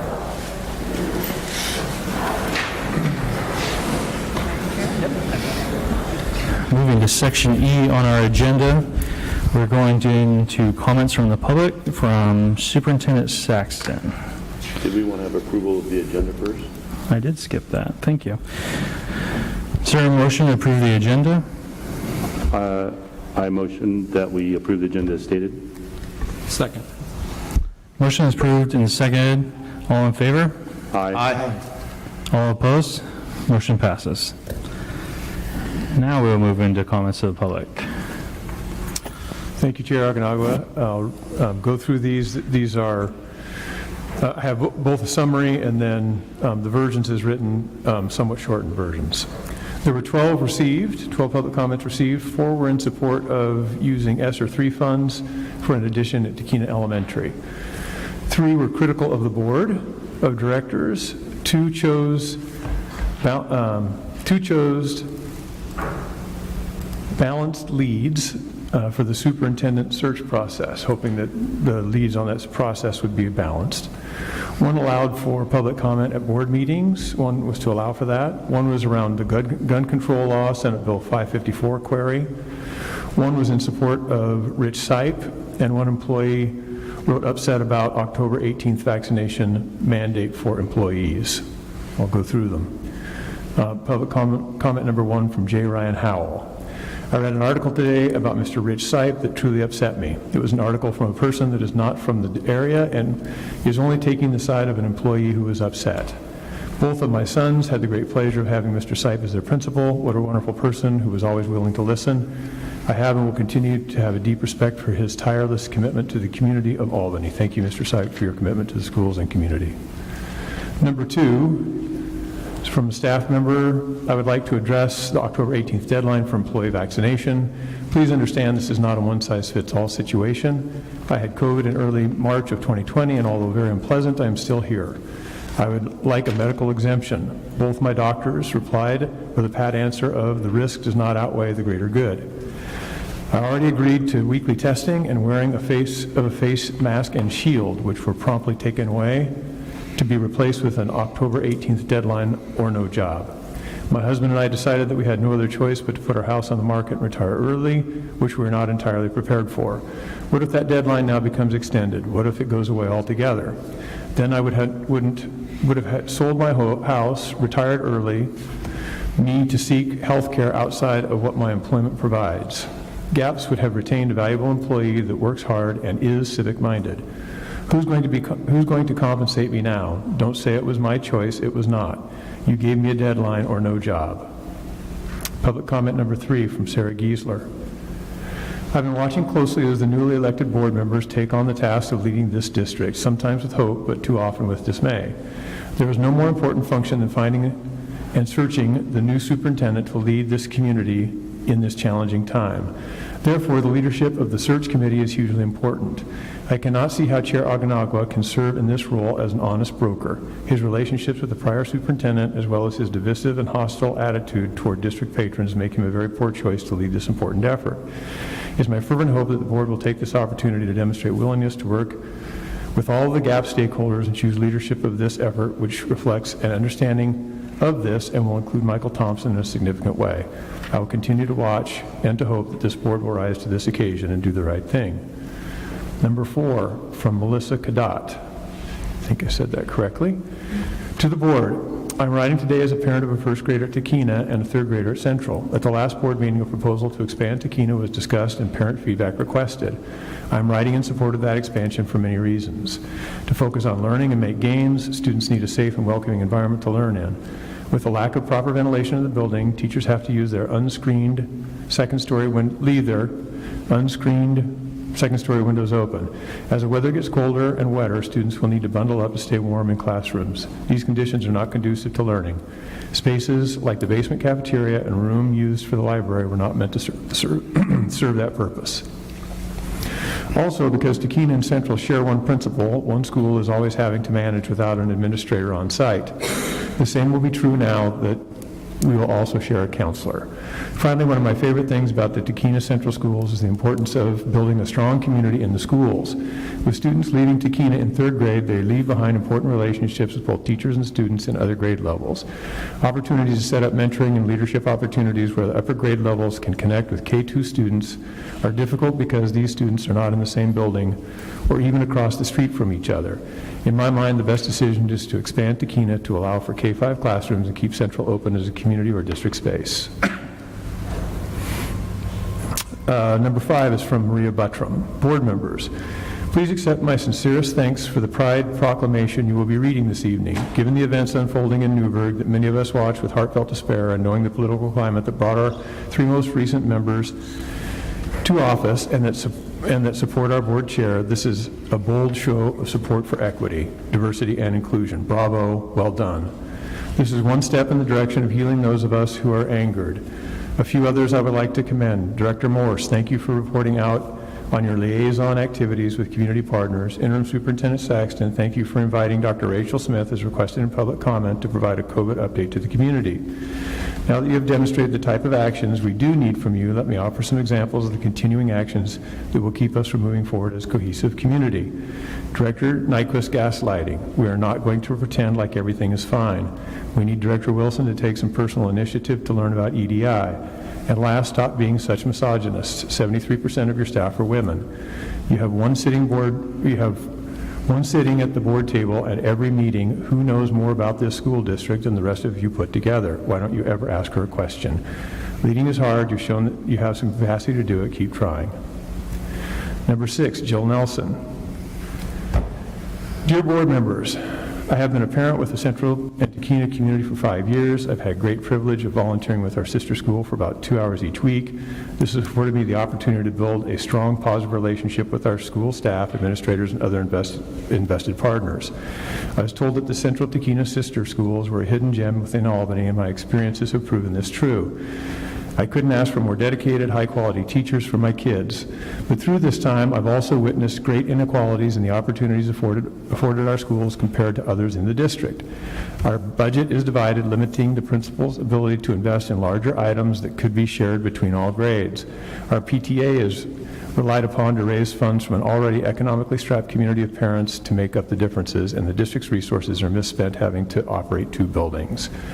But aside from this, I'm more concerned about the safety of our students. Central is not safe enough building for our students. Between the lack of screens on the windows, radiators in each room that can burn if touched, outlets that short out and provide fire risks, lack of proper airflow, exposed pipes in the cafeteria, ramps that are steep, and doors that don't shut properly, I'm surprised our district has continued to use it for elementary age kids.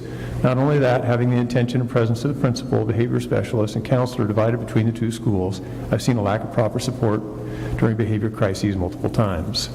COVID has made all these concerns greater. The learning environment is less than ideal due to the modifications that must be made to improve air quality. The room sizes make it difficult to accommodate proper distancing, and our cafeteria has a multitude of challenges. Please do not miss our sister schools. We already felt a lack of investment from the district. Our community may be small, but our students deserve and need to be shown that their leadership sees their value and potential and is willing to ensure they succeed. Number 7. Public comment from the Central and Tekina PTA. Dear board members, on behalf of the PTA of Tekina and Central Schools, we would like to ask for further consideration of the project to expand Tekina to house all of our K-5 students. Our Central and Tekina community is a hidden gem within gaps. Our staff are outstanding. We have a committed group of parents invested in seeing the potential realized in all of our students. Our kids experience their classrooms with a familial attitude toward one another. Our schools represent great socioeconomic diversity. Both Tekina and Central are now Title I. Having our principal behavior specialist, special education teacher, and counselor divided between 2 buildings mean the resources and assistance for help in challenging moments and assisting toward student success are not always available when needed. You speak often about your concerns for learning gaps brought about by COVID and have prioritized helping students catch up. By investing in the expansion of Tequina and the combination of the schools, our staff could be unified and fully operational at times to help our students succeed, catching them up and setting a future standard of improvement. The safety of Central's building in non-COVID times, and even more so during the current pandemic, must be addressed. Central is not designated for elementary age students. The classrooms are heated by radiators that can burn and have if touched. There is no ability to install air filters. 2 windows must be opened at all times, and these windows cannot have screens put on them due to the historic regulations on the building. This means in the wintertime, our students must wear jackets, including hoods, in order to stay warm. Air scrubbing machines must run in order to prevent the spread of COVID, creating a louder background noise for teachers and students to speak over. Non-ADA compliant ramps are how the students and staff get from floor to floor, posing accessibility issues. These less than ideal physical hindrances limit a student's potential for academic success. Should you choose not to use ESSER funds to make the school experience of our 3rd through 5th graders at Central more equitable, we ask you to prioritize addressing the discrepancies our students face compared to the other schools in our district, with genuine concern for all our students. The Central Tequina PTA. Number 8, Nancy Greenman. After weeks of writing to urge you to allow members of the public to speak at board meetings, I think I understand at least part of your aversion. I think you are concerned that the community members can't be trusted to speak with restraint and decorum, and you are worried about GAP's reputation being tarnished if you let us speak. I believe that silencing community voices only increases mistrust and discontent, and I worry that it will weigh against us in our search for a permanent superintendent. I know that you have launched the listening sessions as alternative forums for the public to be heard. You know from my previous letters that while I appreciate the initiative, I strongly believe it does not replace verbal on-the-record speech. I hope that you will allow these sessions to assure you that we, the public, can be trusted to share our thoughts, concerns, and ideas constructively in regular board meetings as well as off-the-record meetings. John Lear Knold, Albany, is number 9. With the Oregon Gun Control Law, Senate Bill 554, going into effect Saturday, I would like to know what your stance or policy is on firearms in GAP's buildings. Public comment number 10, Jenna Longerwell.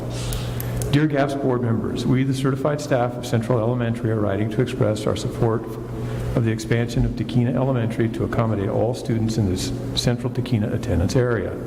While we honor our historic building, we are in favor of combining for several reasons. Firstly, Central presents several safety issues. Each classroom is equipped with 2 old-fashioned radiators. Each year, children burn themselves on them because there is no safe way to enclose them and keep them completely out of reach. The cafeteria is a sub-basement, preventing us from opening windows for COVID measures because students could easily climb in or out of those windows. The lack of an HVAC system means there is inappropriate airflow. This requires the use of air scrubbers, causing issues with students accessing teacher instruction due to the excessive noise they create. Our classrooms are located on the 3rd floor. This causes some classrooms to reach 85 to 90 degrees Fahrenheit during the warm months, and only 2 windows that can open per classroom with the inability to use fans. On the 3rd floor, there is no staff bathroom. Staff must share restroom space with students. Additionally, the building is challenging for students with sensory processing or behavior issues. The ramps also present challenges for students to navigate safely.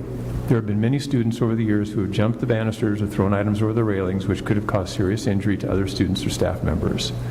Finally, rejoining with the rest of our attendance area would have tremendous benefit for students and staff. Siblings would be in the same building again. Our older students could mentor and act as leaders for our younger students. Staff would be able to plan longitudinally from K through 5 and leverage the excellent teaching minds of both primary and intermediate grade levels. Our principal, counselor, dean, and instructional coach would not be stretched between 2 buildings with vastly different needs, allowing for optimal student support. For all these reasons, we hope you will consider moving with the Tequina expansion. We can both appreciate the beauty and nostalgia of Central Elementary while also recognizing its limitations for our staff and students. Thank you for your time and consideration. Public comment 11, Mark Leonard, GAP school board members. I'm concerned by the very large number of vacancies in the district. This seems to be increasing, not decreasing. How can you meet your stated mission and goals, protect students and staff, or even function with these issues?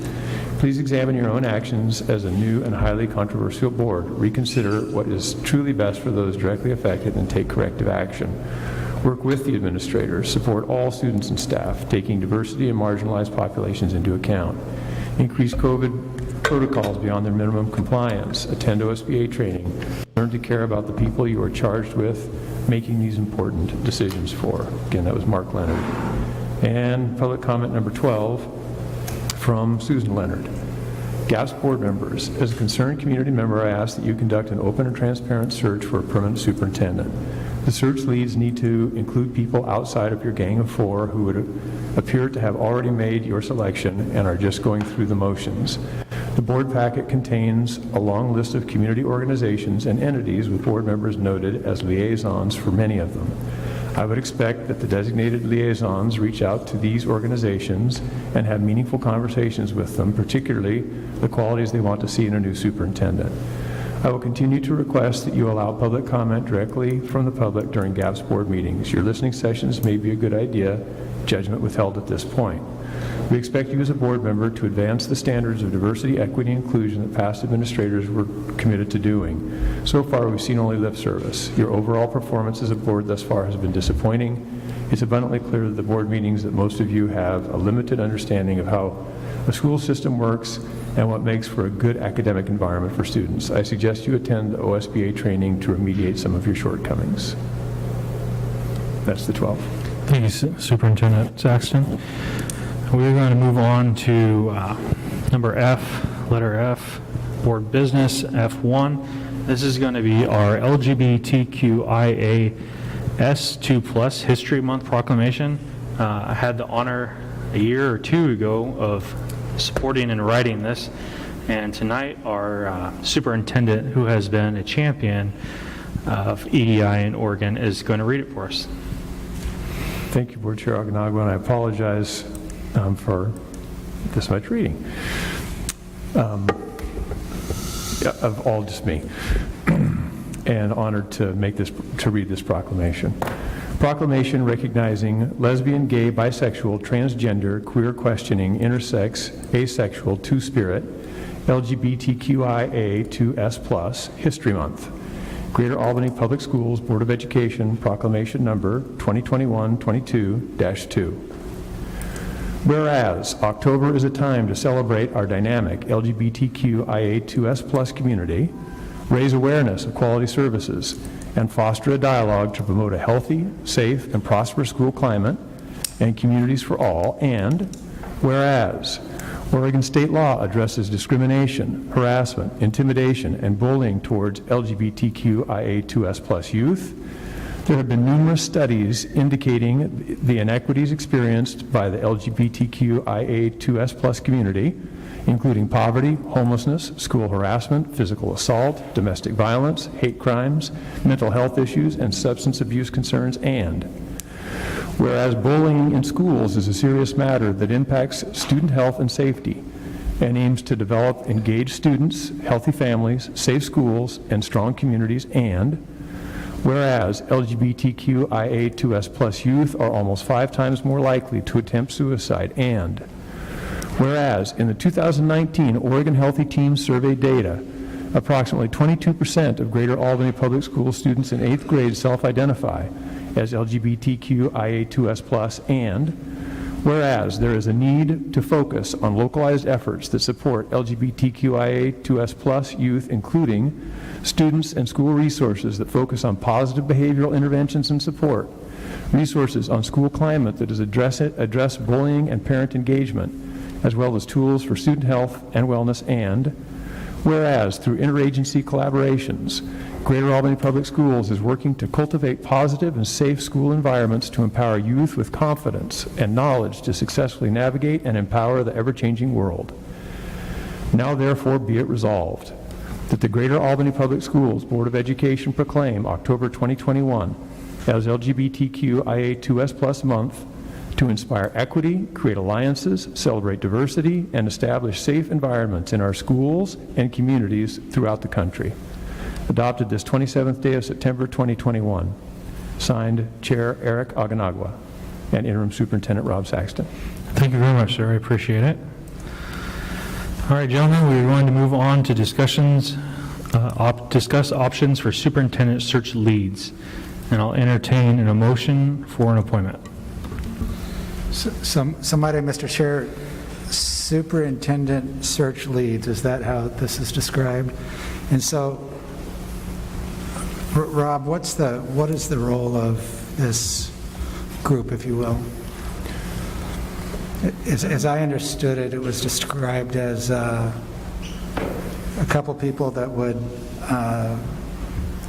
bring to the board a recommendation for process, what the process would be. And Chair Aganagwa, Director Nyquist, yes. So the role of these two people, I mean, certainly the board can't make any decisions, right, except for in a public meeting. And so there's a lot of work to do with the search consultants and also some work to do with the community. And the idea here is that there would be some people who are appointed by the board who work specifically in the design of the process and the finalizing of that design.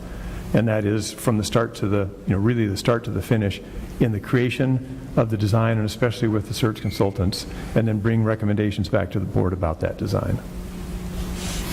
Okay, I've thought about this a lot, and I appreciate the 2 weeks we've had to think about this since the last meeting.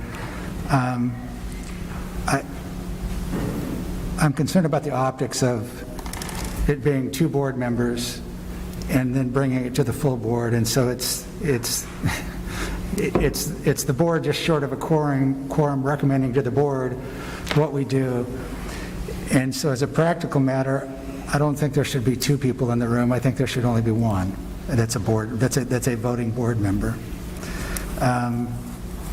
And with that, I think it would be practical for it to be Pete, who's the vice chair, who likely would be the chair when the new superintendent would come on board.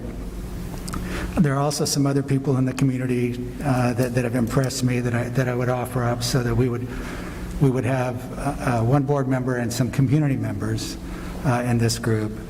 And those would be Clarice Law and Allison Eckert. Both were willing to sign their name on the dotted line and file to run for office.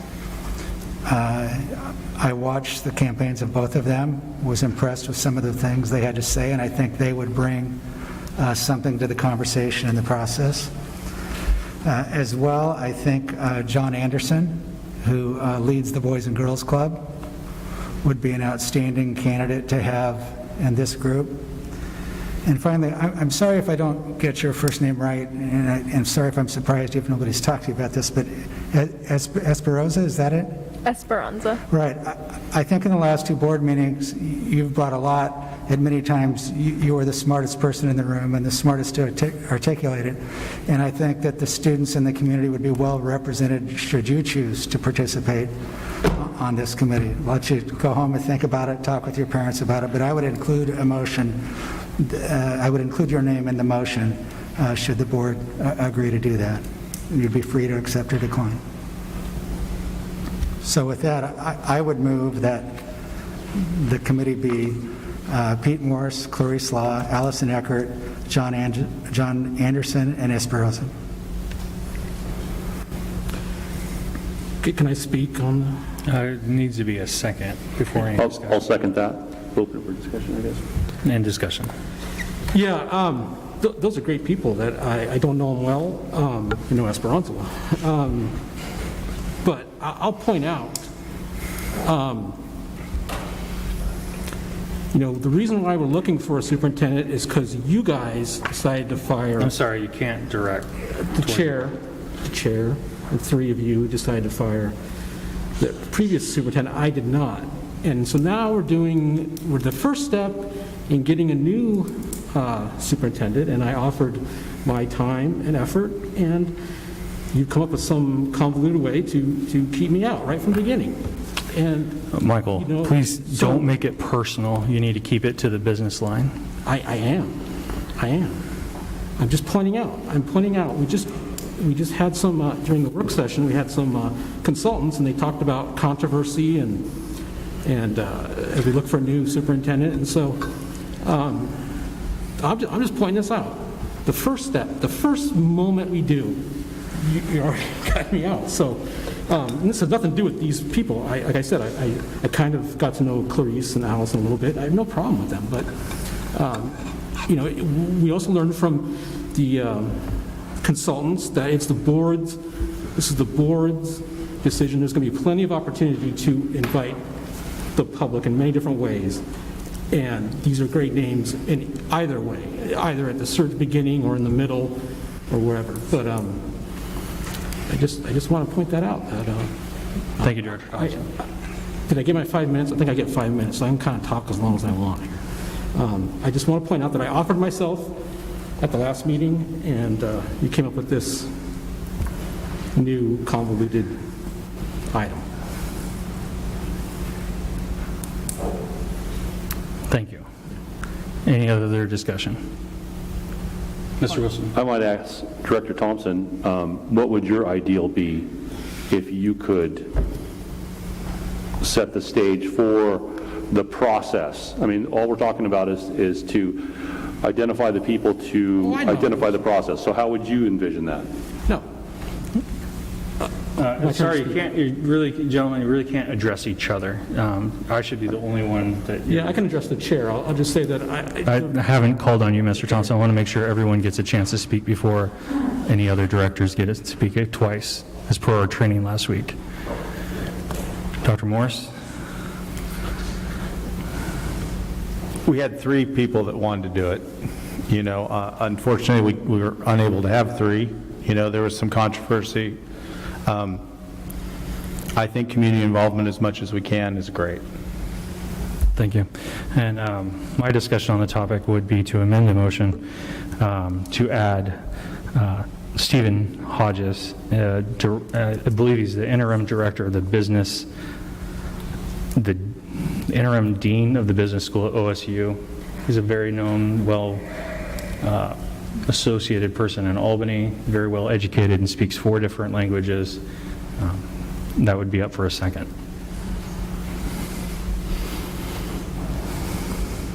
I would second that. Thank you. Okay, now we'll open it for discussion on the amendment to the original motion.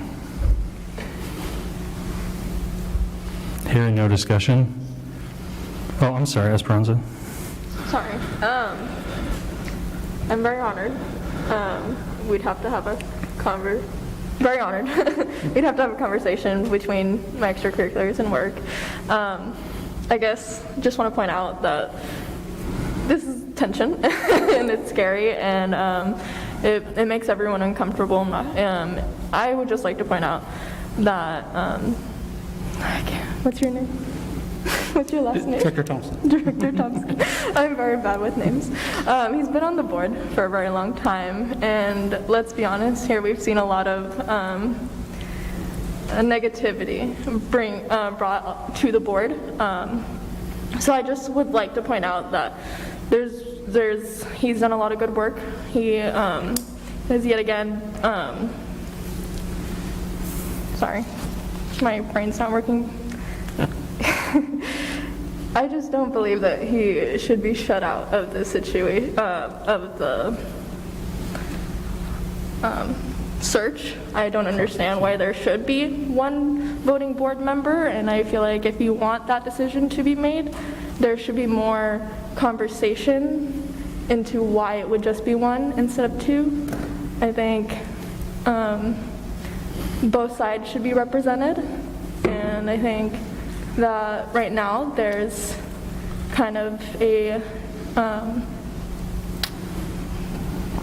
2-split way into how people are viewing the board and viewing the decisions that are being made. So cutting one side of that out, it's not going to bring any work towards that diversity, inclusion, all those things that we're working towards. So it's not going to bring any light into the board. It's not going to bring anything that we don't want it. It's not the good. We're not moving forward here. And if the board wants to be represented into a brighter light, I feel like this is the wrong way to go about it. And there should be more conversation into why there would just be one instead of 2. And if you want it to be one, and if you want it to be 2, I think Pete Morris and Director Thompson would be 2 amazing people to be on that. Thank you, ma'am. We're going to go ahead and take a vote on this. All Can I respond? Yeah, you can respond to me. Okay. Sorry if I didn't do that. Sorry. So, Mr. Chair, my concern is that there was more than one or more than two that wanted to be on this. Brad and I didn't even weigh in on it. At some point you have to choose, and you have to choose a number. It certainly wasn't my intent to offend any individual or any group. I think you can see by the quality and the background of the names I've advanced that was not in fact my intent. And so for me, we are weighing two board members in a room together, bringing to the full board a recommendation. But in this case, it wouldn't be just two board members. I think we're up to now. Did your number? Mm-hmm. So we would be up to 5. No, we would be. Yeah, if you with your 5th, if you added then Pete and Director Thompson, that would get you to 7. I would just ask Superintendent Saxon, is 7 a working number? Is that too big? I mean, Mr. Chair, we're trying to accomplish a lot here with these appointments that would make recommendations to the board on a process. And yes. we may be erring on the side of too many by inclusion would be my only concern. Yeah, Mr. Chair, Mr. Nyquist, Director Nyquist,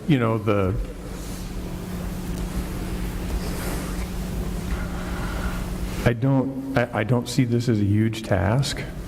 I do think that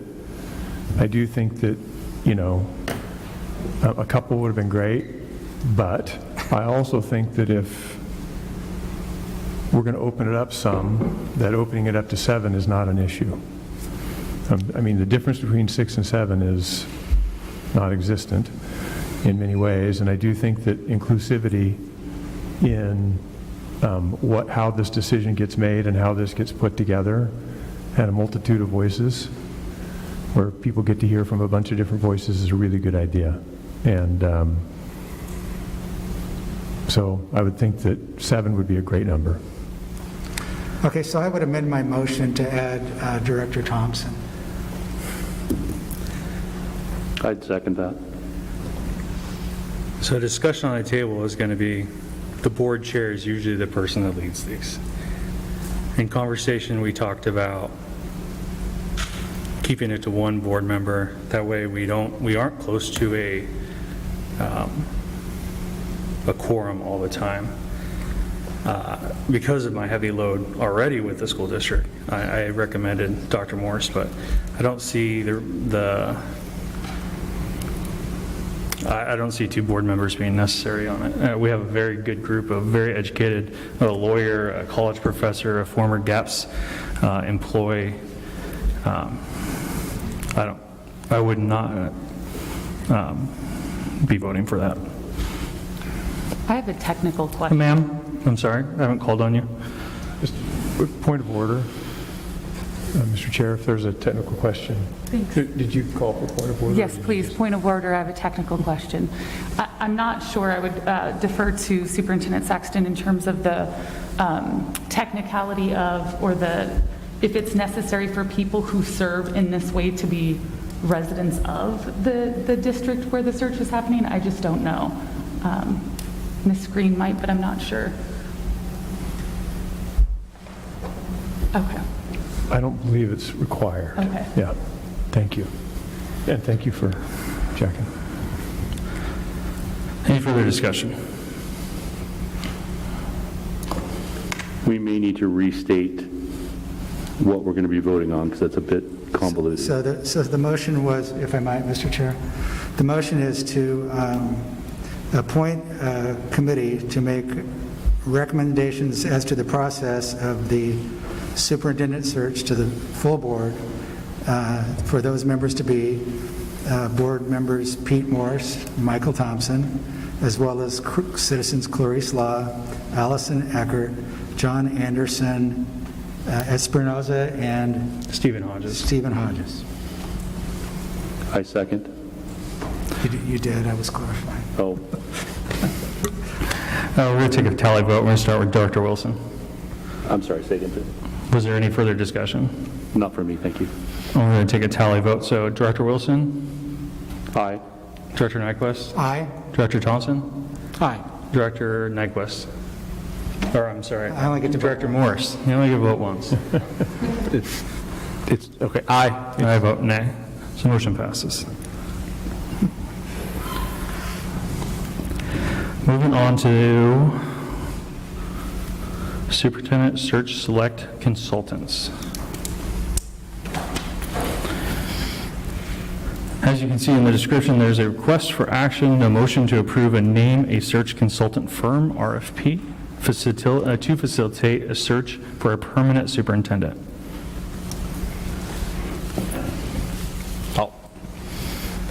Dr. Morse? I'll move we select McPherson and Jacobson. There was the presentation I liked the most. I would second that. Any further discussion? So the motion on the table is to appoint McPherson and Jacobson as our search consultant firm. All in favor say aye. Aye. All opposed? And the motion passes Unanimously. unanimously.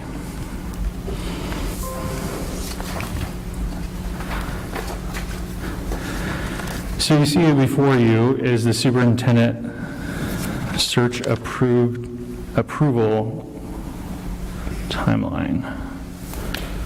And Mr. Chair, if I could? Yes, sir. So, please notice that this is titled Intended Timeline, and it's called that because it's going to vary somewhat due to specific logistics of the work and the intended process. And you just appointed a 7-member group to actually work on this, right? Like, what's the process look like?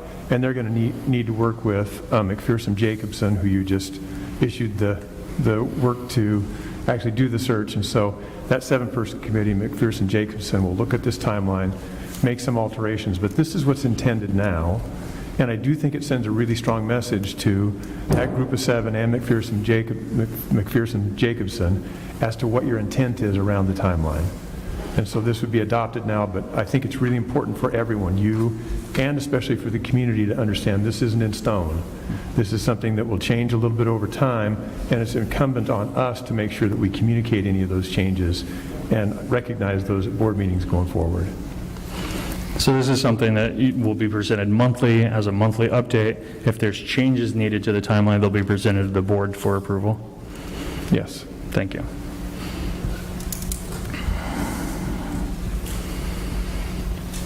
So I'll entertain a motion to approve the intended timeline as presented by staff. So moved. Seconded. Any discussion? All in favor? Aye. All opposed? Motion passes.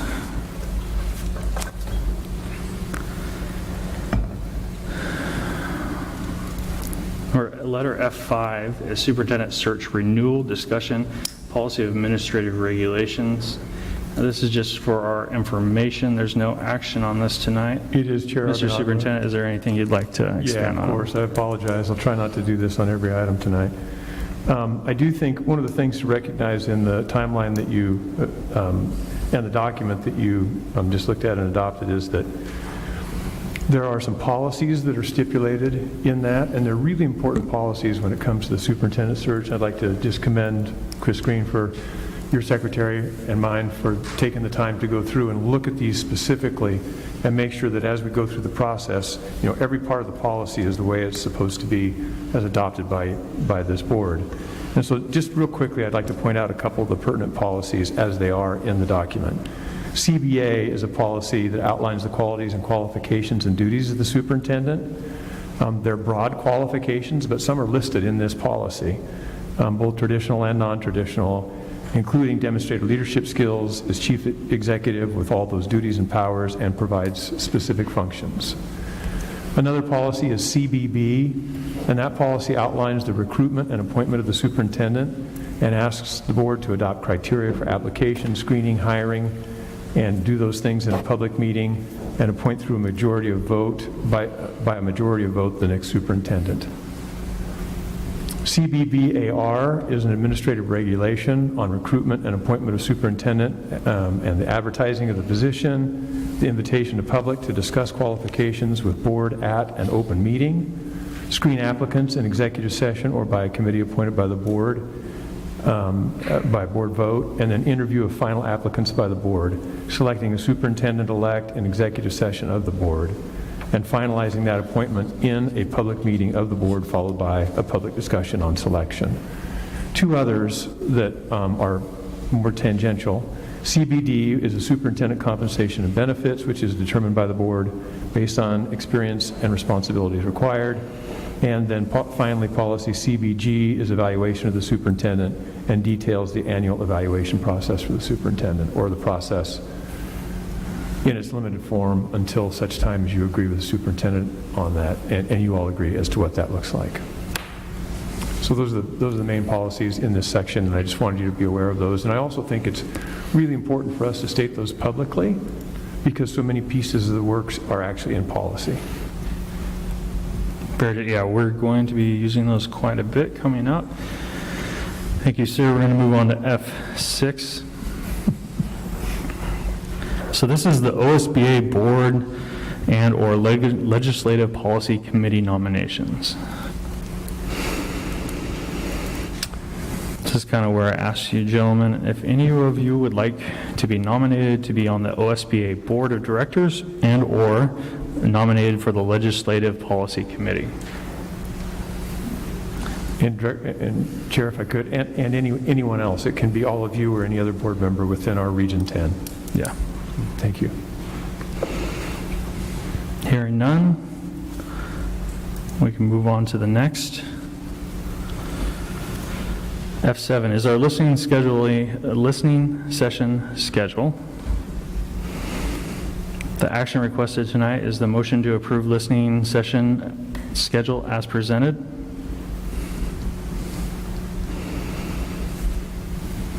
I would move approval. I just want you to have if you have a second, would like to discuss for a minute. Yeah, I'll second that. It's been moved and seconded for discussion. Mr. Nyquist? So I think, I hope these come to be as truly intended, and that we sit down with our constituents and have a free-flowing conversation about what's going on for them in schools, good, bad, the other, and get input on what we can do better or differently to improve. And that it's not and shouldn't be construed as a public meeting, because that wasn't my intent. And it looks to me like we've lined up the zones with the individuals for good, and the only problem with that is the at-large candidates don't, they represent everybody, so that you'll drop in meetings as you see appropriate. But that not two of you show up together at any one of these at the same time, or you'll be in trouble. The intent is that Eric and I would look at when you wanted to do your meetings, and we would each go to one. In essence, we'd each have 1.5 a month. Okay. You'd have one. But we can't have more than 2 board members there. Correct. Thank you. Yep. Any further discussion? The motion on the table is to approve the listening schedule as presented. Before we vote, I do want to thank Chris for pinning us down and putting this together. I know it's been a lot of work. All in favor? Aye. Aye. All opposed? Motion passes. Mr. Superintendent, it's your time, sir. Well, Chair Aganagwa, I've had plenty of time tonight probably, but if I don't say some things that are sort of my own to say, then it's hard to do that. So in my report tonight, I wanted to say some thank yous. I definitely want to thank our school nurses and their team for the incredible work that they've done to keep everybody safe as possible during COVID. They've really done, outstanding work, and I know that they're hard pressed every day as they do their work, because in addition to COVID, before that ever started, they had a full slate of responsibilities like medical plans, making sure that kids are healthy in school, taking care of kids who are feeling unwell, and a whole bunch of other pieces of the work that I can't even begin to describe. But I know that later tonight that Nurse Rachel is going to be giving you an update on our COVID situation, and appreciate her work, and also that she's here at this meeting so that she can do that. It's really important things to know, but thank you to that group. Also, thank you to our office managers as schools get underway. As a principal, I always used to get to say that the office manager really runs the school, and there's a lot of truth in that. And it's been a hectic start to the year, and they do incredible work, and we can't make it happen without them, so just I want to say thank you to them. And then also, we're in the middle of Hispanic Heritage Month, and I just want to say thank you to the staff that have participated in and supported Hispanic Heritage Month, and especially to those who really leaned in on the intent. And also to Javier Cervantes. Javier's done a great job. His leadership and organization of this month and these events, and the presentation that he's lined up, the series, started off really strong a week and a half ago and just with an incredible presentation that I wish everybody in the community would have an opportunity to go online and take a look at. It's really powerful. And then we've got 2 more in the series, and one of them is Javier himself. I'm looking forward to that and to the final one as well. So thank you for your work on that, and to all of our educators and to our community who have leaned in on that. I always think it's important for me to just talk real briefly some meetings that I've been to that are important. My first regional meeting at the Education Service District, and with all the other superintendents and district in the region. The Greater Albany Public Schools strategic planning meeting, group of people looking at our strategic plan and doing some work on that going forward. The board work session that we had both Monday and then this earlier today.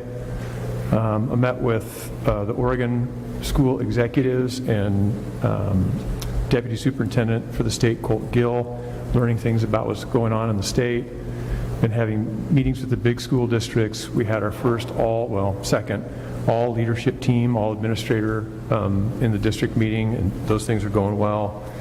The Superintendent's Equity Advisory Committee has had a number of meetings, and just appreciate the people who are participating in that and the incredible advice that they've been able to share and their thoughtful way of helping us think about how we can be as strong a district as possible. And then also today, a community leadership meeting with folks who are working in partnership to move Albany forward, and really important meeting. Had 12 school visits in the last week. Since the last meeting, I have some more lined up for tomorrow. But really enjoyed Oak Grove, Central. Got a really nice mechanical tour at West Albany High School, looking at all their mechanical systems with Doug Pigman. Even got to climb up on the very top of the roof. It was a little bit of a scary ladder climb with slick leather shoe soles, but it was fun. And Sunrise Elementary, Oak Grove, Calapooya, Central Tequina, North Albany Middle School, AOS, and so that's all great stuff. Want to report to the board that our enrollment continues to be about where we need it to be, 9,100 students about right now as of last Friday. And I want to thank the board for the time that you all took in looking at the recruitment of search consultants. That is important, and I was happy to bring some of the possibilities forward to you and have those applications put forward. Working on some hiring right now around Director of Operations, Communications, and Business Manager. So those are some things that have me busy and enjoying the work. So thank you. I don't know if there are any questions. I'd be happy to answer. Yeah. It just occurred to me, did the so-called, somebody called them red shirt kindergartners, did the kindergartner population show up as we had hoped or had anticipated? I would rely on Lisa for that, Yeah, Director Harm. Yeah, thank you. So, Director Thompson, just to compare, our classes usually hover around 600, a little bit more. Our kindergarten class is 613 as it stands right now, and our first grade class is 593, so a little bit. But we didn't experience quite the influx that we thought we would as compared to second grade, which is 660. So certainly more than our first grade class. I think we thought it would be even more. Yeah. Oftentimes, parents will have their students go to private kinder and sometimes private kinder first, so we'll see what happens that second grade year. More have come, not as many as we thought. This is a good time to, one thing that I've been really impressed with. We have 38 total kindergarten classes, and this year, the largest class is 21, and the smallest is 12. So the average size is about 17. That changes off and on, but I think it should be noted that the previous board and the previous superintendent, that was one of the things that they put on their priority list, and it came true, so that's really important, and I think we need to do our best to keep it that way. We're going to try to do the same kind of thing to first grade next year, but we need classrooms, we need teachers, and we need lots of different things. But I think the idea that we made this first change in kindergarten is a really positive note. Kind of rolls this, Mr. Superintendent, if you're done? Yes. Rolls this into board liaison reports. I don't have any. And moving to board. I would, the superintendent and I met this afternoon with leaders from the City of Albany, from Lynn Benton Community College, and from the Chamber of Commerce. We were well represented. Superintendent, I thought you did a very good job, and it was a fruitful and meaningful conversation. Thank you. Board member reports. Dr. Morris and I were lucky enough on Friday, with our bus shortage. We're going to talk about it later in the agenda, about using the city bus for high schoolers. And Dr. Morris and I were able to ride the bus for about an hour and a half on Friday and go around all of West Albany, and it was very clean. There wasn't very crowded. The people on the bus were very polite. The driver was very polite. I was super impressed by the transit program the City of Albany has. Any further board reports?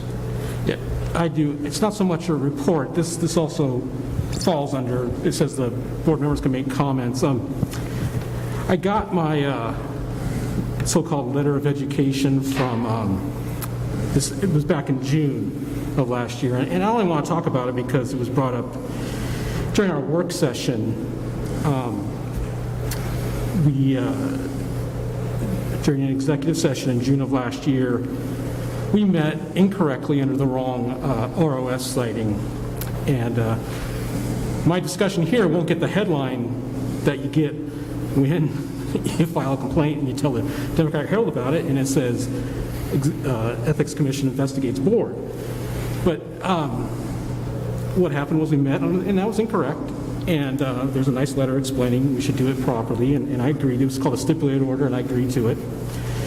But I just want to point out the letter of education is the least significant order you can get. There's a letter of reprimand, and then it goes into possible violations of like 500 or I think it's up to 1,000 is the most you can find. But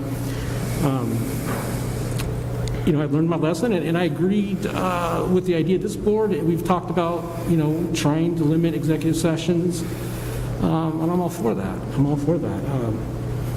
I was prepared to vote in this one. I'd have been fine. The thing was, there was 5 of us that had 3 opportunities to bring it to a vote at any time to raise questions, concerns, and we just didn't. And we ultimately did vote on it.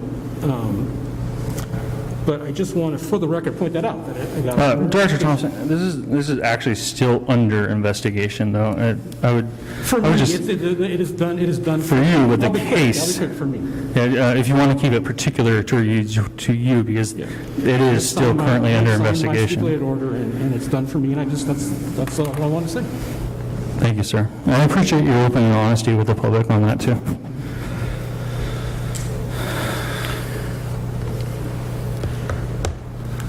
And Esperanza. Hello. So I'm just going to talk about some fun things at school. So it's homecoming week will be next week. We are having a lot of fun dress-up days. Monday is Space Cowboys / Cowgirls, so you dress up all rodeo. And Tuesday is dress like your favorite mentor or celebrity. So we're gonna have a lot of lookalikes that day, which will be very fun. Wednesday is Space Jam Day, so you just wear a jersey or anything similar. Thursday is class colors. I can't remember who's who, but staff is going to be tie-dye. And then we do not have school Friday. Something else, state preview volleyball tournament that we hosted for the first time was back at South Albany this year. We hosted 16 of the best volleyball players all over Oregon. The facility was amazing. Just Silt won the tournament, and West Albany took second in a hard fight final match. So even though they're not here, congratulations, West Albany, good job. And I have a couple more things that I would like to talk about. One second. Okay, so we have a cool new club at our school that I would just really like to talk about. It's called Do It for the Culture Initiative. There's 35 student leaders that are highly motivated about increasing positive culture at South Albany High School.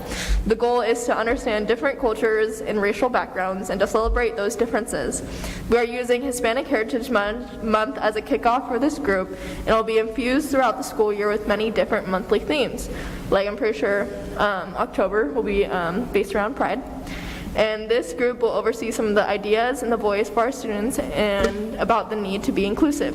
This could be bringing several different groups together like MECHA and GSA. And I just thought this was a great program. We were able to watch a speaker on Wednesday, I believe. I can't remember the speaker's name, but Gaps did post about it.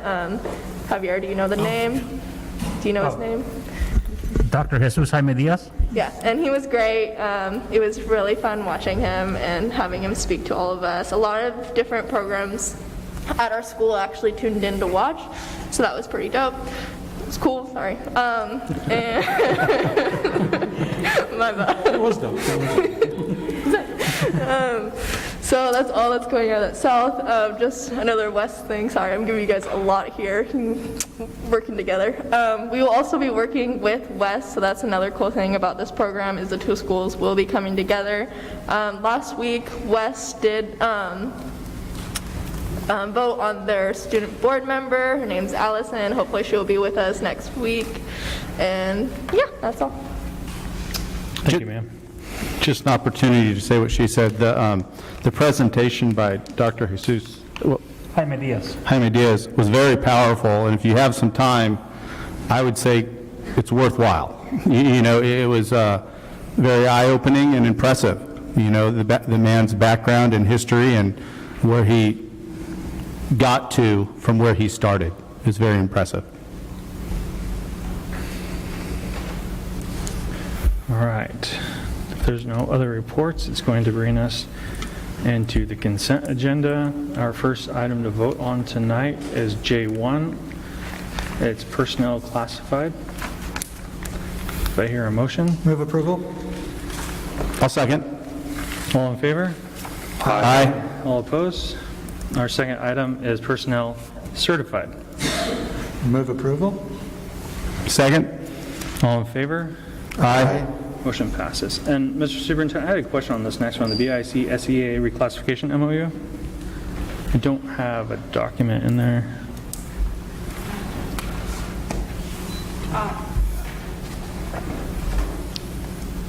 If you could you recognize Director Madam Kuzeska?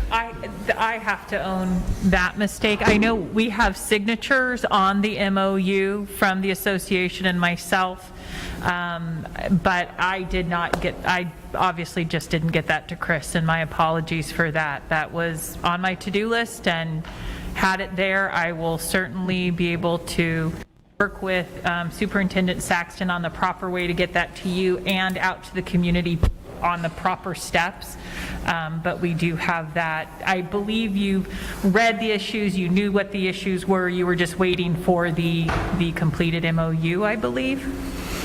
But, and Chair Argonaut, if I could, I think without the document, it would be probably improper to move forward. We can bring it back to the next board meeting. Okay. I think that the important thing for us to know here is that our big SEA employees are doing incredible work, and this is an effort to recognize that and make sure that compensation is appropriate so that we're competitive as a district. And in that hiring, and that we're recognizing the really hard and good work that these people do. And so my sincere apologies that that's not in there, and that we don't get that taken care of. This is an effort to say, you know, thank you to a certain degree, but also provide proper compensation more directly, because thank you is just a word, you know, is just a thing, right? At some point in time for people who are doing hard work for us. So our apologies that that's not in there, and we'll bring that back at the next meeting. So I have a question. Yes, sir. So when's the effective date, or when would the effective date be? It will be retroactive. I mean, if it's a document, you can email Chris and we can look at it at the end of our meeting tonight. I wouldn't be opposed to bringing it back. I think we have to have it on the agenda beforehand, though, right? Well, it is on the It was agenda. on the The agenda. document isn't on the agenda. Chris can send that to the board. Okay, so we'll come back at the end of the meeting if you don't mind. So can we just table it then to later in the meeting? We will table this till the end of the meeting.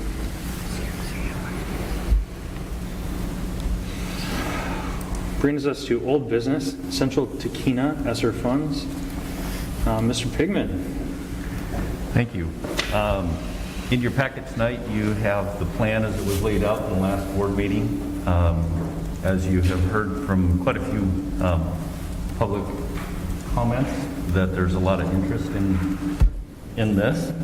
So it would probably be, I am actually looking for some direction from the board. There was a lot of discussion about this last time, and the direction that the board wanted to go with it. I believe you have a listening session that's scheduled to be at Central. And so I'd like to open it up for questions and some further direction from the board as to what you'd like.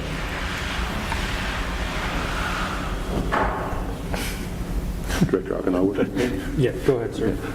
One of the things I'd really like to be able to see is discussions with the parents of both Tequina and Central, and try to get them both in a room and make sure that they're happy and satisfied with what we're trying to do. I know there's some pros and cons that people are discussing, and it'd be nice to get that input so that we can make a good decision. So I'd like to, you know, a listening session would be wonderful, perhaps a school board meeting held there where we could get some comments, something like that would be helpful. One of my biggest concerns on the idea of closing Central would be the number of classrooms. You know, we'd lose. Obviously, we'd gain some back at South Shore, but if we're trying to decrease, just like we did for the kindergartner class for first grade, do we have the classrooms to do that? I mean, obviously, you need the teachers to go along with it too, but that would be one of the things that I'd want to hear for sure in before I'd be wanting to get closed classrooms. Mr. Thompson?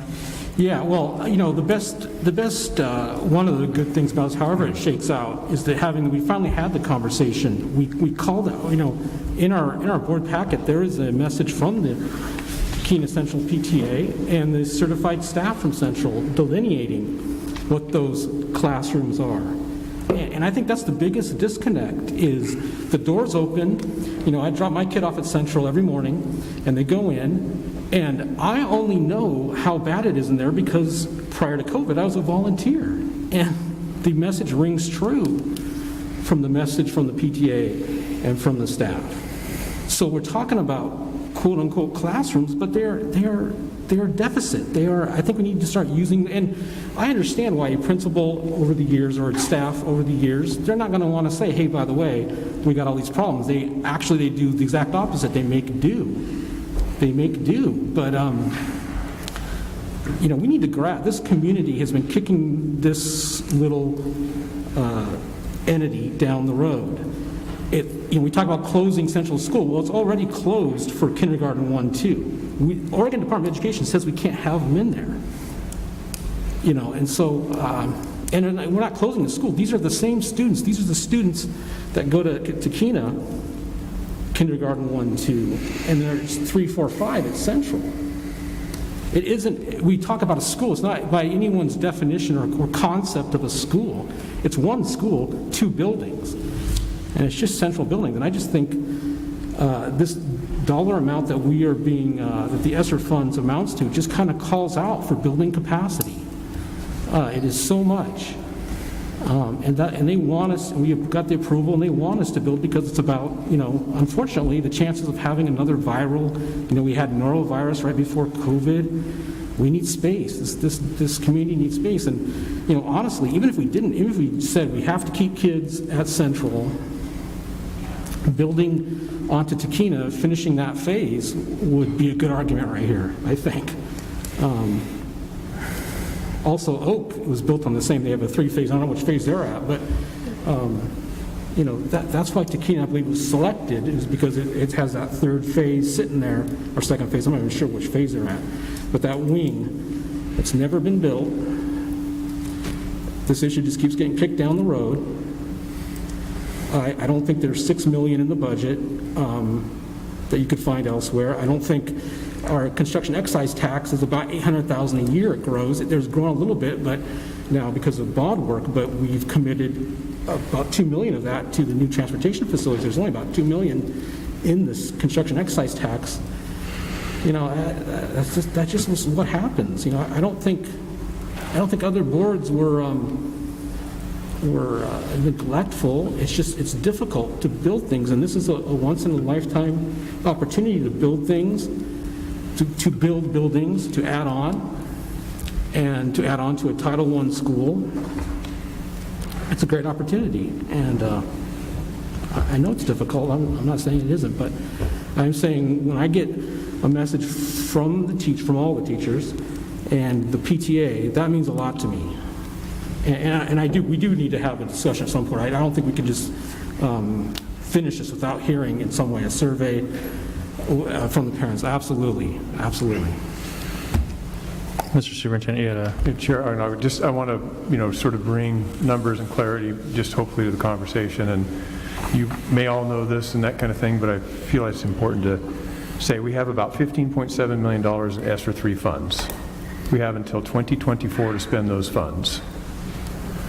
Right now, in the ESSER 3 plan as it currently sits, about somewhere between 10.1 to 10.8 million would be used for building at Tequina and building at South Shore. Those two things combined would cost somewhere between 10.1 and 10.8, depending on the floor finishes. That's why there's a varies from 10.1 to 10.8. The South Shore, which we're going to talk about in the next agenda item, is 6.6 million. The Tequina project is 4.1 million. And that's because South Shore is 8 classrooms and Tequina would be 6. I think there are a couple different things for the board to think about and consider. One is, what do you want to use ESSER 3 funds for? That's sort of question number one. And then number two would be the idea of closing Central as a school and using it as more of a district facility, and then transferring all kids to Tequina with additional 6 classroom wing. But it would involve obviously the closure, and I got to be careful about saying closure. We're closing the school, we're not closing it as a district facility. So I just want to be really clear about that. And there is a question there. There's a political question and an optics question for the community. So I just want to lay that out. You also have heard this evening from staff specifically and a couple parents, PTA, that say that they feel like Central School is inadequate, and that moving to another place would be ideal for them. And so that really, that I hope is a summary of the question before the board without me trying to influence this is where you should go or what you should do, but just the facts of the matter. And it's a decision for the board to make. I do think you should also know that our ESSER 3 plan is due to the state on October 20th.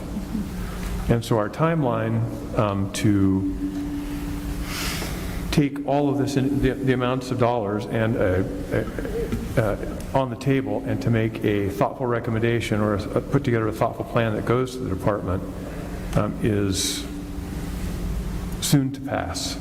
If not tonight, then certainly 2 weeks from now. Thank you. Mr. Nyquist. Mr. Chairman, I'm opposed to the closing of Central Grade School. I believe in the concept of neighborhood schools. Central is the neighborhood school for that community. As I said 2 weeks ago, I participated in the decision to make, to split those two schools up, where K through 2 went to one and 3 through 5 went to the other. It split families up. It didn't make a lot of sense to me at the time.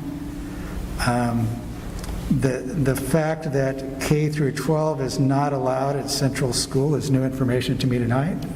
I wasn't aware of that.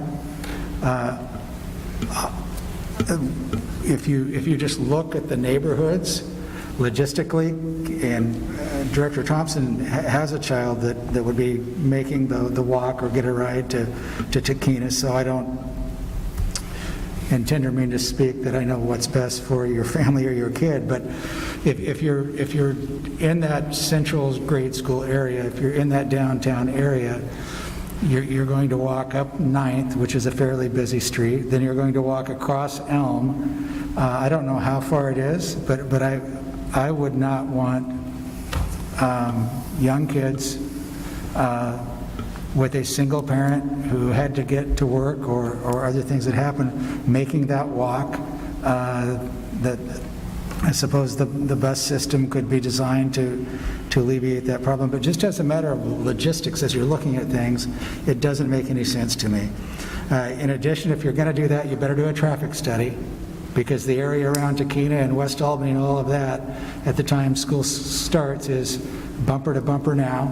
I don't know that Tahkeena has the footprint to add the additional classes and to add adequate parking.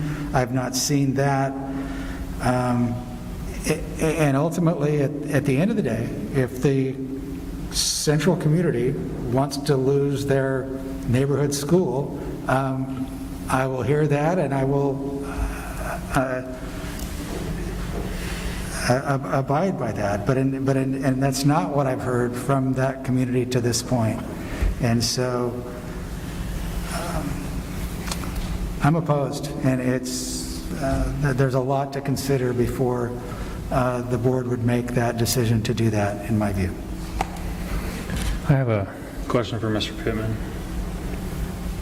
With the buildings that we put at Lafayette a couple of years ago, how is the maintenance on those? How have those been with the life cycle of themselves? Yeah, they've actually been really good. They had a hardy panel on the exterior. They had good insulated windows, split systems, air conditioning with the high-efficiency gas furnaces installed.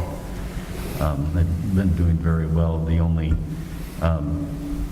negative that I would come back to is part of the reason you're seeing the delta in the cost here is proposing a concrete slab instead of the post and beam style construction, because that does have a tendency to have to be shored up every once in a while, and you can kind of tell the difference. So that's my only negative at this point.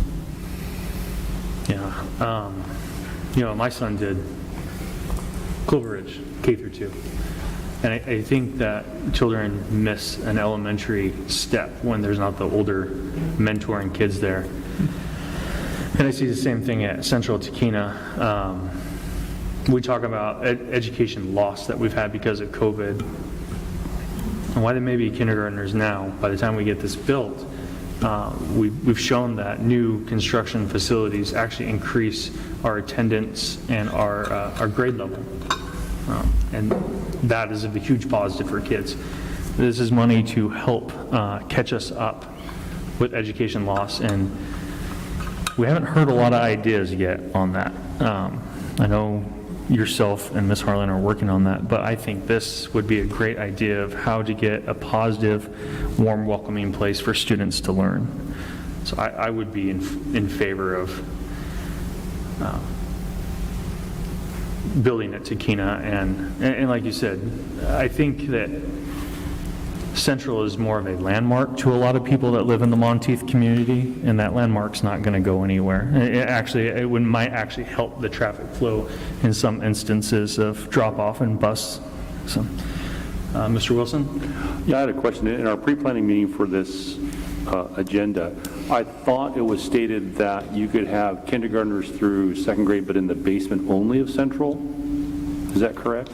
Not. If I could, I'd have Director Harlan answer. Yeah, so kinder and first graders are not allowed by state law on the top part of that building. So any school, there's several in Salem that are kind of older construction that are 3 stories. Because of egress and for emergencies, they have to be on the ground floor. The thing to keep in mind about Central is there are 6 classrooms. Takina, there are 6 classrooms. So when we talk about wanting to expand, Takina has the same footprint as 2 of our schools do, South Shore and Oak. Those are completed. And so that back hallway is a completed phase. Takina was the only one that wasn't completed. So the idea of having all of the kiddos back at Central, we'd never be able to do. A, there isn't enough space, and B, you're limited in where you can have small kids in the physical building. But just to be clear, there could be kindergartners through 2nd grade on 1st floor and 2nd floor. On the basement floor, yeah, in the Okay. first floor. All right. Yeah. Just clarification. Yeah, and just for enrollment numbers for perspective, right now, Central has 112 students. It's the 2nd smallest in the district. Takina has 125. It's the 3rd smallest. And if we combine those schools, they're still the 2nd smallest school in the district. Every other school, except the one we're at, which is a great little school too, is still bigger than both of them combined. Okay. Can I ask a clarifying question? So the statement that K through 2 is not allowed at Central School is not correct. Is that right? In some levels, correct, madam? That is correct. K2 cannot be on the top floor of Central, so you can't have all of the K2 students at Takina wouldn't fit, especially along with the 3rd through 5. But that is correct. So K2 students are allowed, but they have to be at the basement floor or the ground floor. So just so I understand this, so if you went back to where it was prior to 5 or 6 years ago, you wouldn't be sending all the K through 2 kids to Central, only the ones that were in that district? I would I'd have to assume that that's correct, yes. Because Takina's still going to operate as a school in theory, but it would be K through 5 as well. And I also, I admit it's been a long time since I was on my Schwinn Stingray poking around the outer perimeter of South Shore, but I remember the total land, if you will, and the size of that lot to be larger than the property in the lot at Takina. You're talking about Central. No, I'm talking about South Shore. South Shore. Right. I don't know, I would defer to Director Pigman in terms of. Oak Elementary is significantly bigger as far as the acre, the property itself. I think South Shore's probably fairly similar to Takina in the actual land itself. But the point is very well made in that Takina only had one phase done. South Shore and Oak both had the 2nd phases done. What's being proposed in the next portion here is going to be the 3rd phase to South Shore. And each one of these buildings was built with 3 phases in mind. So, except that, if I might, the total amount of property at South Shore and Oak is much larger than the total amount of property at Takina? I was just talking about Oak Elementary has a larger piece of property associated with the school, from my recollection. And South Shore as well? South Shore and Takina are similar. I thought South Shore and Takina were similar. Okay, maybe I was just fast on that bike, I don't know. I can certainly double check that and get back to you. I'm Okay. pulling that off the top of my head. So then just my other question, I didn't plan on digging this deep into this, but so what would become of Central?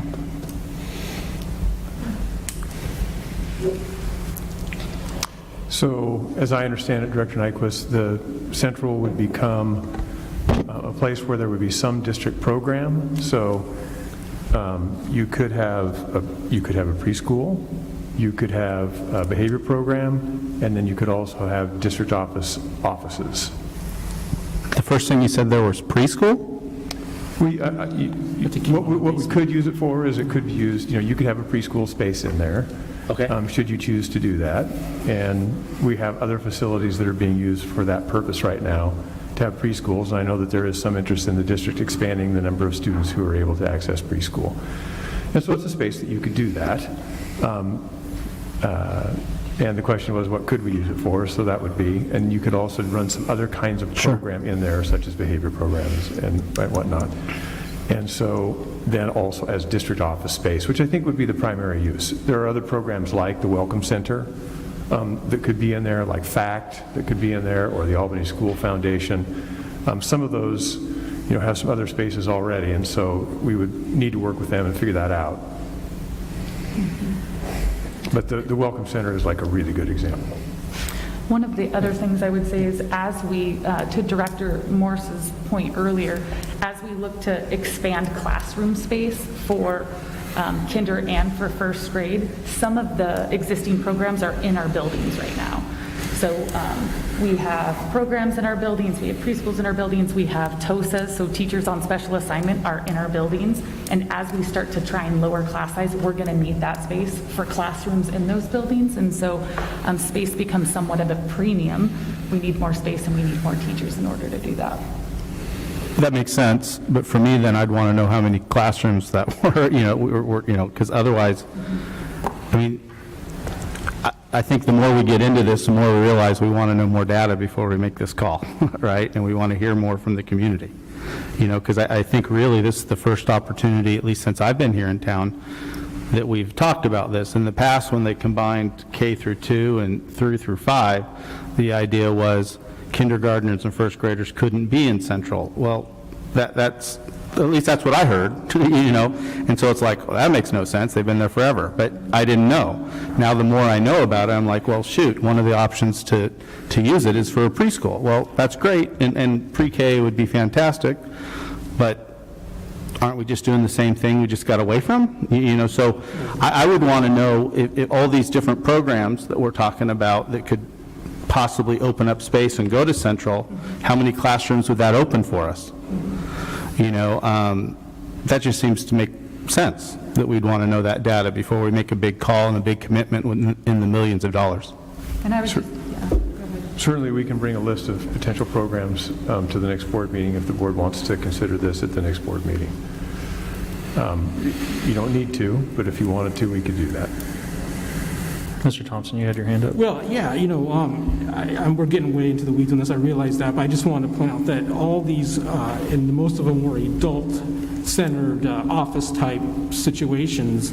When you start putting a handful of typical adults into the room, your needs for, like the HVAC system, you don't have to improve it to quite the same standard as 25 kids, 25 youngsters. And I believe that there is a rough estimate on an overhaul of the HVAC system to bring it up to standard. It's millions of dollars.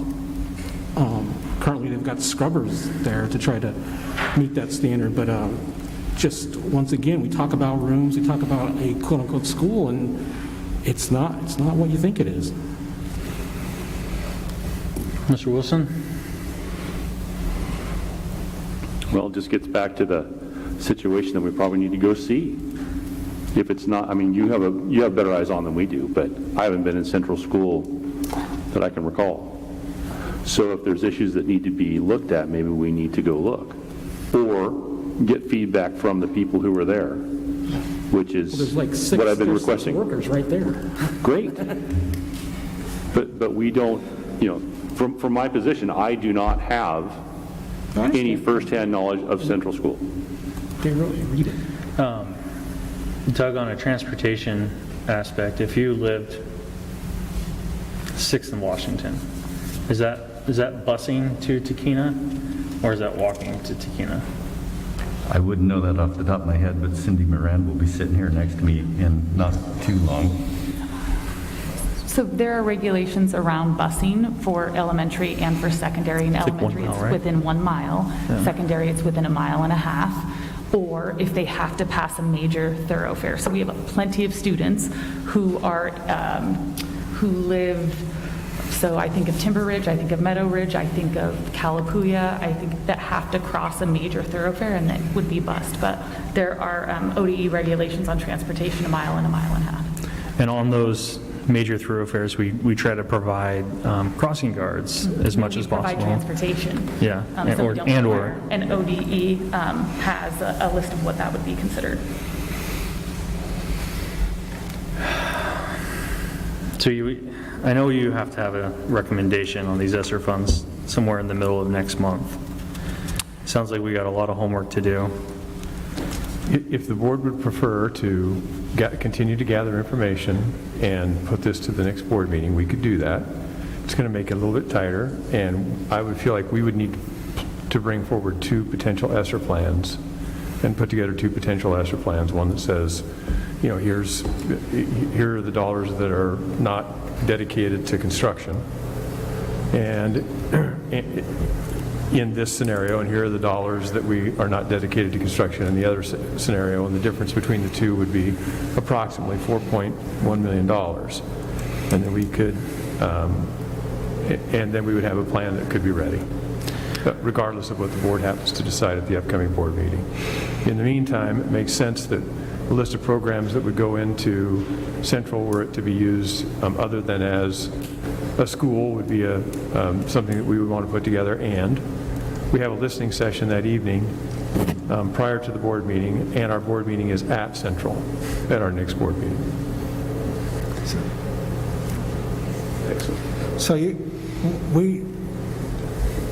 we can find out what the Central community thinks through a statistically valid method with survey work from a firm that does that. I think the same firm that did the bond survey could do that work, and we could have the results of that in 2 weeks, would be my best guess. I also think for the community, we would need to know that any changes would be in totality an increase in the number of classrooms versus what we have now. I don't think we want to get into a situation where we move kids from one school to the other for, I guess, all the reasons that people have said, but the other kind of unsaid is we moved kids out of a school to create a bigger district office. And I don't think any of us want anything to do with that. At least I don't. And the thing that I look at is a real estate aspect of that area is built up pretty densely. It's not in the same situation as Meadow Ridge, Timber Ridge, where there's hundreds of homes going in every other year. It's pretty dense already. It's not near the urban growth boundaries. And Michael was there, and I believe she's retired now, but the principal of Central gave us a very nice presentation on our school.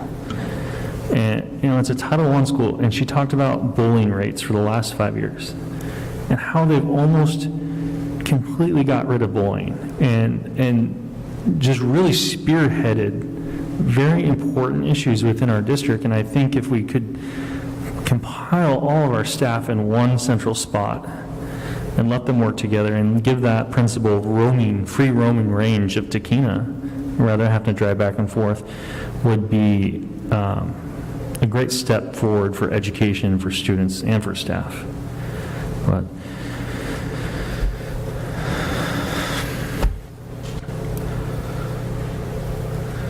Mr. Superintendent, it sounds like you'll be sending out some surveys. It certainly sounds like we'll work diligently to try to cause that to happen in the next 2 weeks, yes. And then we'll make every effort to cause that to happen. And probably bring a couple options to the board of what direction.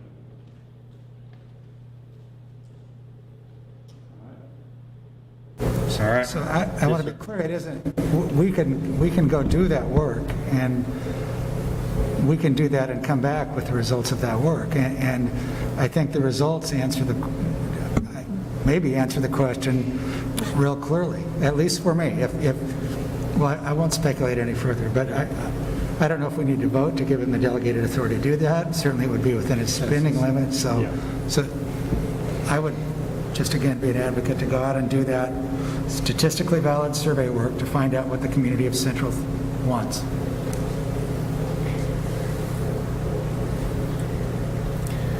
All right, gentlemen, we will move on to K2. So K2's been covered in concept as we were talking about this. The third phase of South Shore, as we were talking about, we've got 4 modulars in the back of the building there that are needing to be replaced. The project is 8 classrooms, very much in the similar fashion as Lafayette was constructed. And the timelines that we were just discussing with the ESSER funds are play right into this as well. So I would open the floor to ask for you guys to ask further questions about this. I think we're much more clear on this than we are the other one. Well, it's more of a procedural question on I notice you have a week set up for demolition. My question is, those are modules that could be moved. Would there be any value to them to donate them to Habitat for Humanity or something like that, as opposed to destroying them? Just it wouldn't affect the project at all. It's just a thought process. I think we'd entertain any ideas along that line. They are in pretty rough shape. I don't know that they would survive too far of the trip. Yeah, I haven't been able to see them, so I was just posing a question. I mean, because once you demolish it, you've lost the utility of the structure, and so if there was some utility that someone could enjoy from it, it might be worth at least offering it up. We'll look at that. One of the things we do have to assess is whether there's any hazardous material in the building. And if there is, you probably don't want to pass that to another owner, because potentially that liability would come back. When were they constructed? I want to say they were 1980. Oh, that's post-asbestos, so that's... So we still see asbestos in buildings built into the mid-'80s, even though they stopped manufacturing in '79. They were able to use their stored materials, and so we're going to have to do a full assessment to determine that, and that'll help us understand whether those could be sold as surplus. Okay. My question was on the architecture of the buildings. So South Shore is a very predominant, proud Latino school, and they're a dual immersion school. Is there any way to, when we purchase these, to incorporate any kind of Latino designs, things that would support that environment? Or are they pretty much just prefab? From an architectural perspective, they follow our standards, just district standards. So if there was a desire to alter that, we could certainly entertain it. Okay, thank you. Is this an action item for us tonight? Do you want to vote? And this was 6.6? This is 6.6 if we... $1 million. If we get direction for the concrete. Mr. Chairman, I move approval of the appropriation of $6.6 million for the addition of classrooms at South Shore Elementary as described. I second. All in favor? Aye. All opposed? Motion passes. Thank you. All right, Miss Rachel Smith.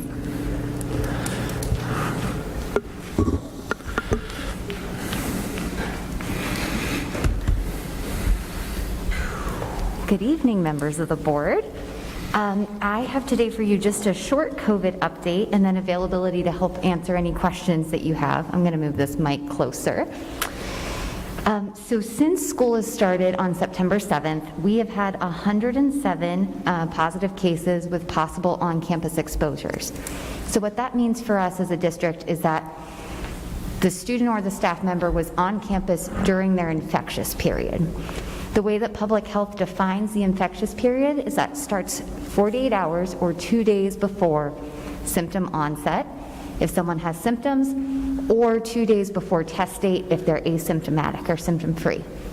So when we look at positive cases, and we do the contact tracing part, myself and the nursing team, we look specifically at when the positive person's symptoms started, what their test date was, and their last date on campus.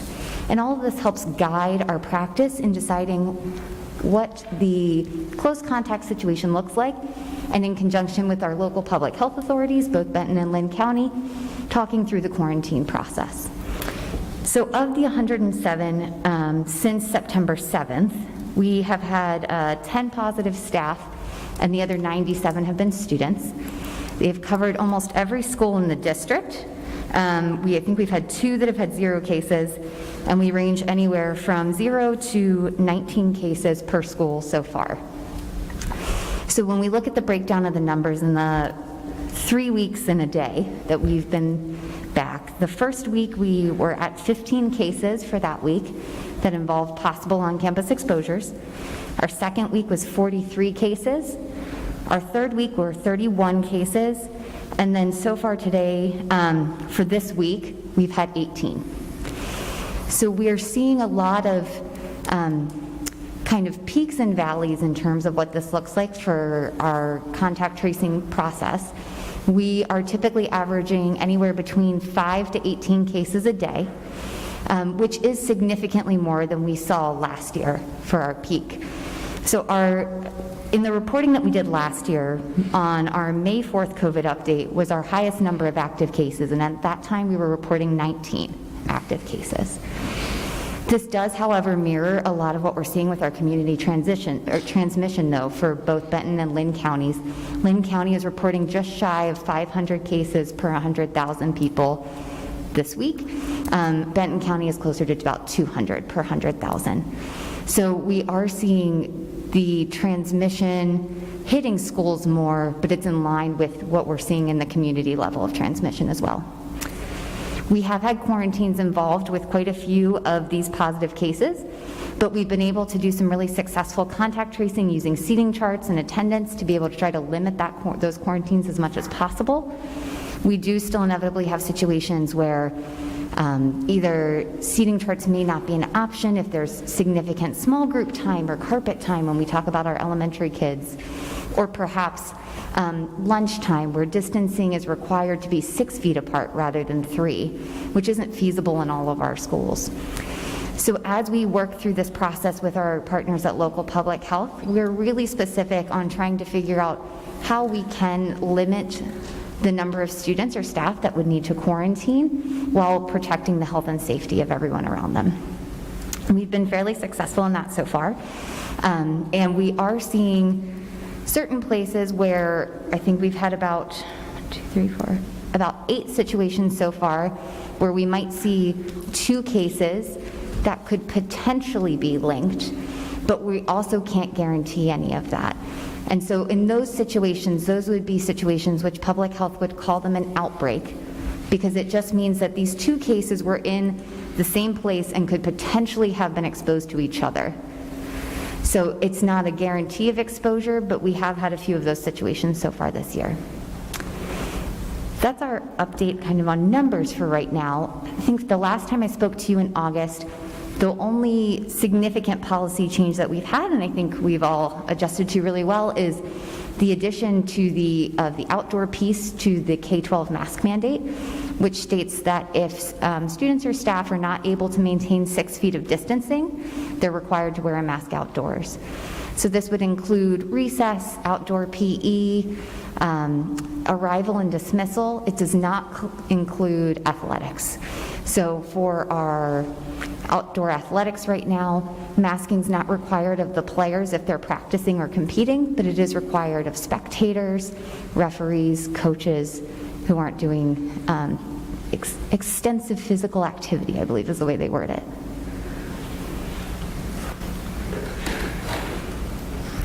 Rachel, one of the things that I've noticed, the quarantine, overall, we're doing pretty good. There's when we have, and so good work, everyone. I mean, I've seen numbers it hasn't got over like 0.4% for the overall district at the time. Is that correct, or is that wrong? No, that's what we're seeing so far. We've had a few situations where we've been required to quarantine teams or quarantine a classroom in a bus, just due to either the length of the exposure and the inability to guarantee that they weren't within 6 feet for 15 minutes or more. But as a general rule, with the help of our local public health authorities, our contact tracing has been able to be more specific this year.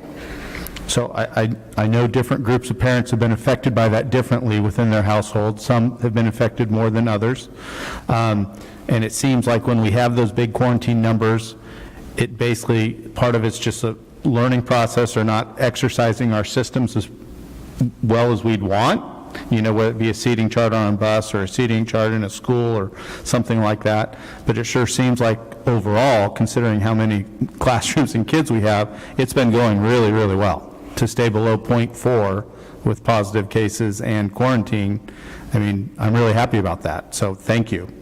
We've also been really lucky this year, which was a situation we didn't have to be able to fully experience last year, is that if students or staff are fully vaccinated and not experiencing symptoms, they're not required to quarantine. So for our middle school and high school students, that's significantly helped our quarantine situation and for our staff as well. Any more questions?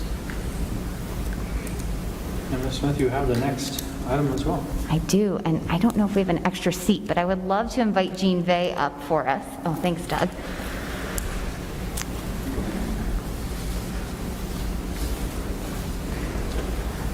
So I'll let Jean walk up here. Be my buddy. So good evening again.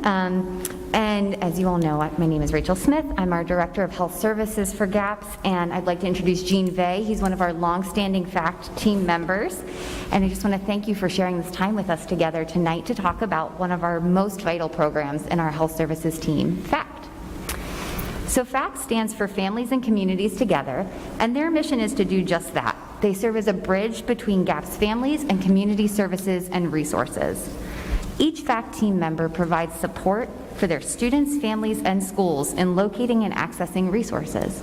And they do an amazing job in building relationships with students and families to determine needs and connect them with services that best meet that need. They meet families where they are and by whatever means necessary. This can include home visits, phone calls, emails, meetings in schools and offices. And the team consistently advocates for students across the district and works to educate and empower families in order to remove barriers for student success. On an average year, they work with more than 1,200 families across the entire school district. Their services and resources cover a wide range of needs. They can include food and clothing, school supplies, transportation, housing and living needs, parenting classes and coaching, ID support, OHP navigation, and medical and mental health care. Our FACT team is incredibly adept at navigating a multitude of resources and determining which are the best fit for families. They've also been successful at building relationships with community agencies in order to best meet students' needs. They work closely with a variety of partners, including FISH, ABC House, Boys and Girls Club, YMCA, Albany Public Schools Foundation, and several more, including many medical and mental health providers in order to help connect students with care. In addition to this work, our FACT team is also involved in several special projects. They oversee the Medicaid survey 3 to 4 times a year. They help run the teen parent program and several student small groups. They participate in other community activities like the Family Fun Night at the YMCA. They're also key participants and leaders for a variety of teams, including YST, the Youth Services Team, LCCC, Family Self-Sufficiency, and for the District Crisis Response Teams. FACT's involvement in these programs actively supports our students on a daily basis and helps build relationships with the community. Our FACT team also includes our McKinney-Vento liaison. The McKinney-Vento Act enables students without stable housing to have access to the same education and educational activities and athletics as all students. Tara Dixon is our McKinney-Vento liaison, and she works with families who are experiencing homelessness, students who are unaccompanied, and children who are in foster care. This work impacts every school in the district, And in an average year, GAPS has about 300 students who experience homelessness or are considered to be unaccompanied, so they're in living situations without adult support. Through the team's tireless work, GAPS is able to provide consistent access to education, transportation, and services to students regardless of their living situation. So having spoken a bit about the program, I'd like to tell you a little bit more about our team. Our FACT team is made up of 7 individuals. Tara Dixon is our McKinney-Vento liaison, as I mentioned. She's been in the district for about 20 years and has tirelessly been serving students the entire time. Gene Vey is our longest-standing FACT team member. He has amazing experience as a licensed counselor and has built connections with hundreds of families and the community throughout the entire time he's been here. He also helps lead a lot of our district teams, like our response team, in conjunction with our crisis response lead counselor and many of our other community teams. Rhonda Jacques came to Albany after serving as a family coach with DHS, and she uses her experiences to really help support our high school students at West Albany High School and at AOS, and she's also a really fundamental team member for our teen parent program. Rich Guzman is our other high school FACT team member. He's also our bilingual team member. He works primarily with South Albany High School, AOS, and our bilingual families at all of our schools. Rebecca Seltz is a former teacher. She was at Timber Ridge for about 13 years, and she brings a really great knowledge of classroom experience to her work and is really tireless in her efforts to try to connect students and families with care and helps with our mental health referral process especially.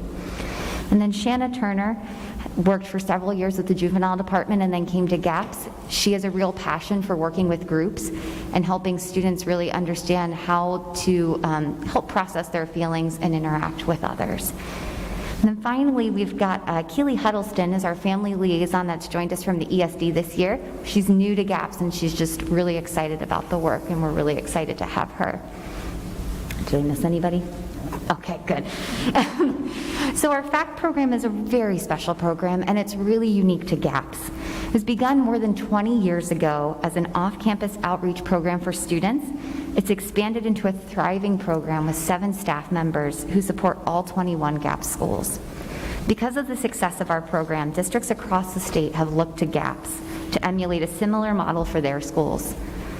This team models care and compassion for students and families, and their successes in meeting needs, building relationships, and connecting families in the community are foundational to GAPS's ability to build bridges, create equitable outcomes and systems for all students, provide social, mental, and emotional health supports, and ensure rigorous and engaging academics for all students.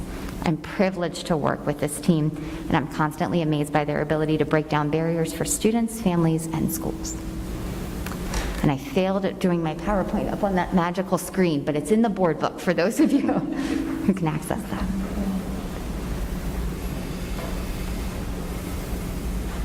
Thank you for this work. Thank you. Big shout out to Jean and the team for all of the work that they do. I know their work has been especially pivotal this year as all the students are returning kind of for their first full year back with COVID. And Rachel, when you identify needs that you guys need as elected officials, you can please channel that through the superintendent if there's things we need to testify on or bring to our legislators and really voice the needs of our students, especially with homelessness, those sorts of things. Please keep an eye out for that and definitely communicate. Thank you. Thank you so much. Thank you. Thank you very much. Mr. Cervantes, you have the floor. Thank you, Chair. My name is Javier Cervantes. I am the Director of Equity, Diversity, and Inclusion for the Greater Albany Public School District. I appreciate the opportunity to speak to you a little bit about the demographic reality that we have in the school district, in addition to maybe sharing some facts about Albany in general as well. I call this presentation Demography is Destiny. This term came from a French philosopher in the 19th century, Auguste Comte, who said this hundreds of years ago. And nothing could be more close to the truth as to what we have going on today with regard to our demography and how it's actually shaping the future of our school district. Getting some feedback here. So I'm going to take you through a little bit of a journey here with regard to how we are going to be looking and how we currently look with regards to who's in our schools, with regards to students. So the first slide here that I'm sharing with you is a pie chart that actually shows you just how many students we have in our school district in terms of breakdown through racial demographics. You can see that our largest minoritized population that we have, not surprisingly, is the Latino, Hispanic, Latinx community at about 22.5%, almost 23% of our students in the entire school district. Our next largest group, racially anyways, is our multiracial students, students that are actually choosing one or more, two or more racial identities as their existence. You'll see the other numbers that are smaller, yet not insignificant, with regards to our Asian population, Native American population, and our Black population, African American population within the school district, all under 1%. I'll take you to our next slide to actually show you a trend line. The trend line here that I'm demonstrating to you is showing just how the population has grown over time. You can see from about 10 years ago, there's a consistent, steady increase in our Latino population to where we have about 22%, as I mentioned in the previous slide. You'll notice the same trend line for our white population, steadily decreasing in terms of numbers of students. Basically, we're seeing kind of an inversion of our numbers at some point in the future. You'll also notice 7%, as I mentioned before, in the increase of our multiracial students. So you're seeing some pretty interesting trends moving forward with our BIPOC students, Black, Indigenous, and students of color, or people of color. I want to give you a little bit of information about the demographic shifts in our country because it's reflected in our schools. The reason I share that is I think it's important for you to realize that as you see the trend lines that I just shared with you, that Hispanics, Latinos, Latinx folks are responsible for about 51% of the increase, right? So the more, as time goes by, the more Latino we're becoming. I think it's important for us to realize what that means for us as a school district moving forward. In Oregon, you're going to notice that our last census showed us that we are nearly 14% of the population with regards to our Latinx, Hispanic, Latino community. That's up almost 12% since 2010. Growth is happening rapidly. 6.1% also increased with regards to our multiracial communities. People are having more diverse families. Folks are younger with regards to actually in these populations, and typically are having larger families, comparatively speaking, to our white population.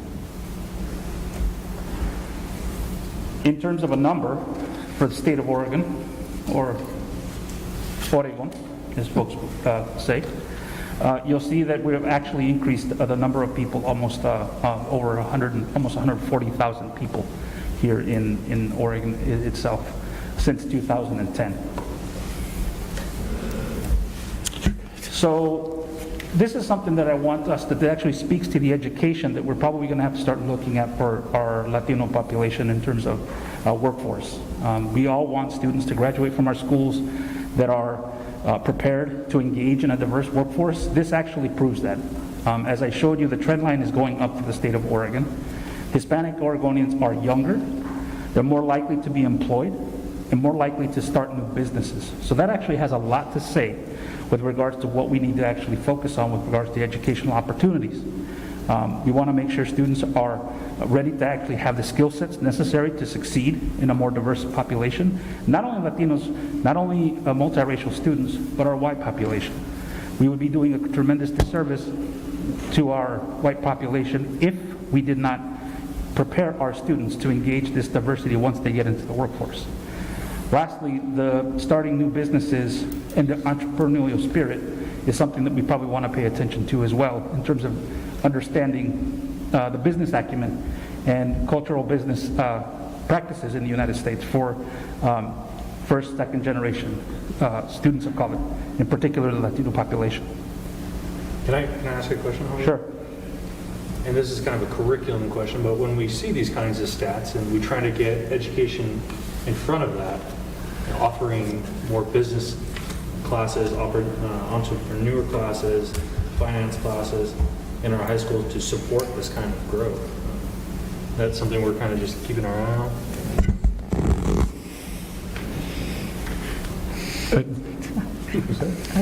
Yeah, Chair Ognawa, my answer would be yes. Those are important things for us to do, and we do have ballot measure 98 funds that are allowing us to do some of that, and that there's been a fair amount of planning on that over the last couple of years to use those resources in the smartest way around that kind of development.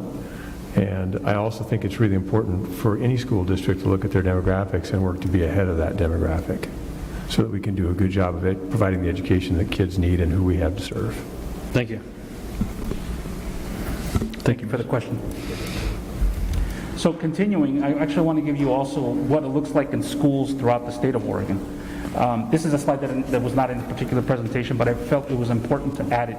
And I got this last minute, so my apologies for not giving it to you. But this actually came from Coke Gill, who actually presented at the Equity Summit last week. And I took a screenshot of what he presented to us, and he basically shows the same thing that's happening in Albany the Greater Albany Public School System. We're mirroring some of those same numbers with regards to the state. This is just not a phenomenon happening here in Albany, but it is also, or Greater Albany, but it's also a phenomenon happening around the state of Oregon.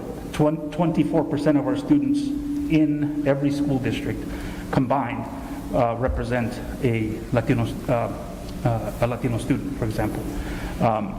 We have 7% multiracial students, 2% that are African American or Black, and we have 1% with regards to our 2% our Asian population, 1% and 1% each for our Black and our Native American or American Indian population as well. You'll notice the conversation or the statistics around staff, and Director Hovesca will talk to you about the staffing situation that we have in our schools with regards to diverse staff. But in the state, 11% of our teachers for the state of Oregon are people of color. We have 12% of our administrators in the state are people of color. Our counselors are about 16%.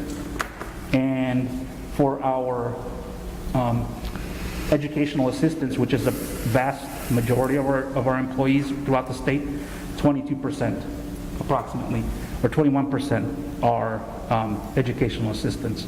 And I think this might actually speak to some of the opportunities we have as a large employer, is to look into that pool of people who are educational assistants to potentially be the teachers of tomorrow, in addition to our students.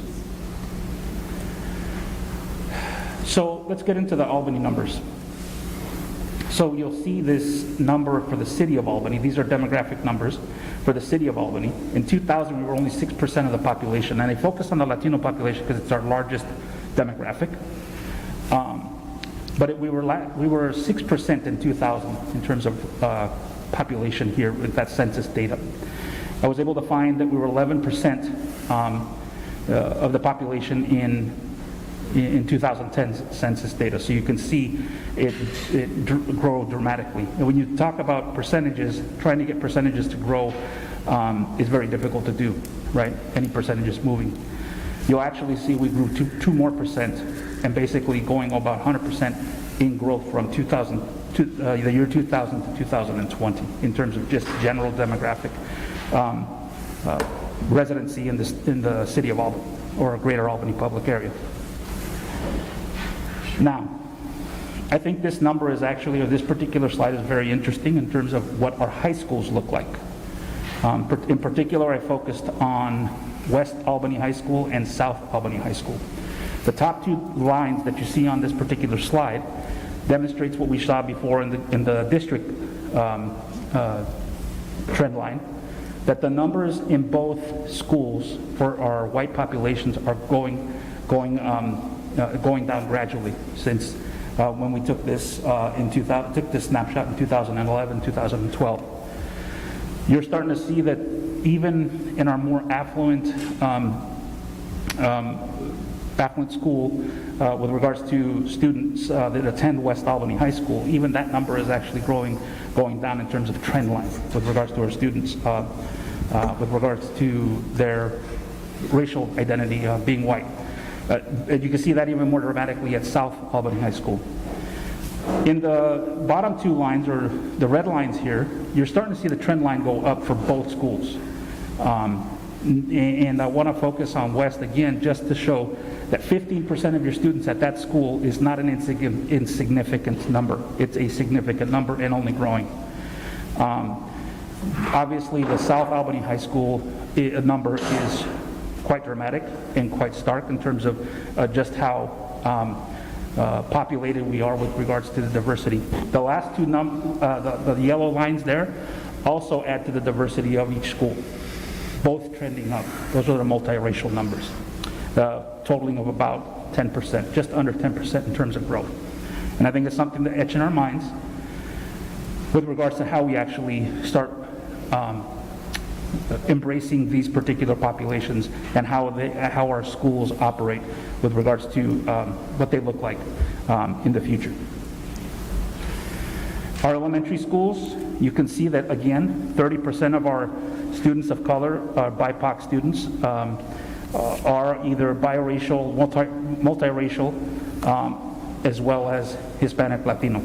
And I think it's important for us to see the trends on both those lines gradually going up, and then comparing it to our white student population, then gradually going down or declining. Now, Chair Aganaga actually made reference to South Shore Elementary. That's the two middle lines here in this particular trend graph.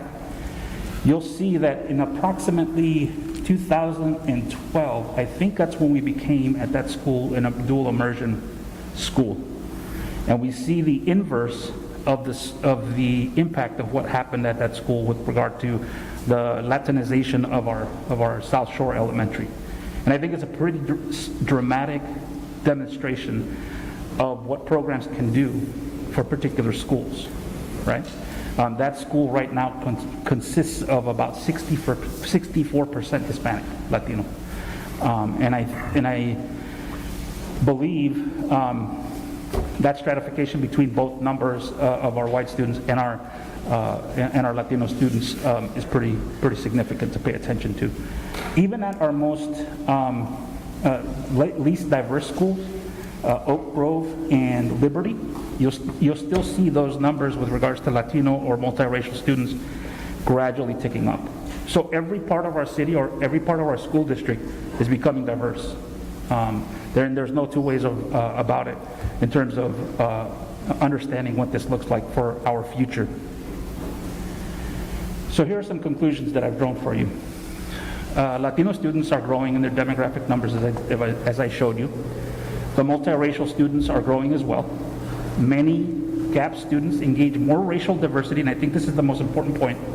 Many GAP students engage more racial diversity in the district schools than they do in the city of Albany in general. I want you to sit with that for a second. Our schools are much more diverse than the city of Albany in general. So when people say that we need to have employees that reflect our elected officials, that reflect city, school boards, county, whatever, our students are already engaging that diversity every single day, and it's not going to change.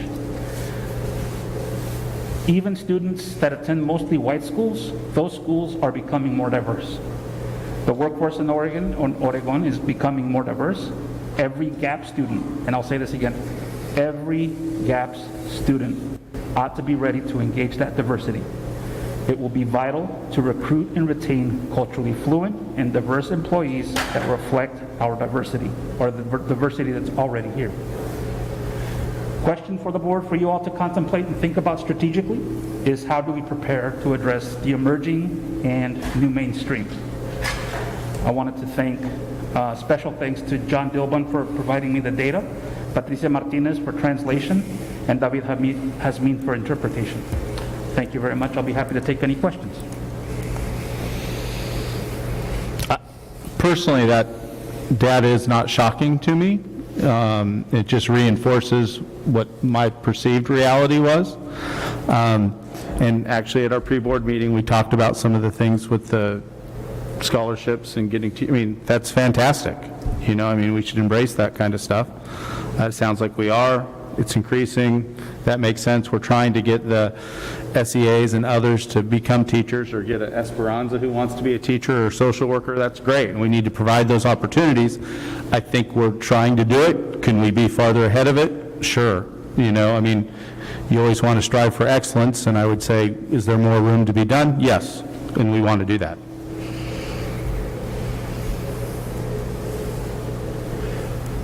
Thank you, Mr. Vantes. Well done, thank you. Thank you, Pierre. All right, ma'am, it's all yours. So my presentation is short for a reason. I don't have the presentation that Javier put together.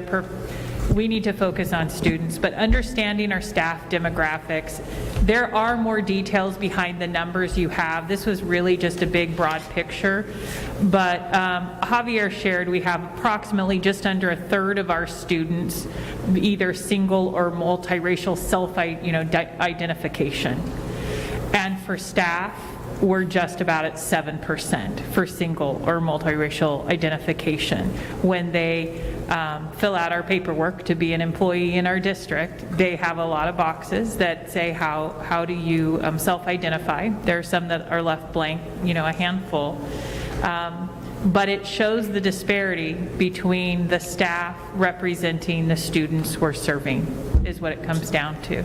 And I think the real questions, that data is important, and that can be shared future, the true breakdown, but the numbers are quite small, obviously, is how do we attract and retain more staff with diverse backgrounds, cultural and whatnot backgrounds.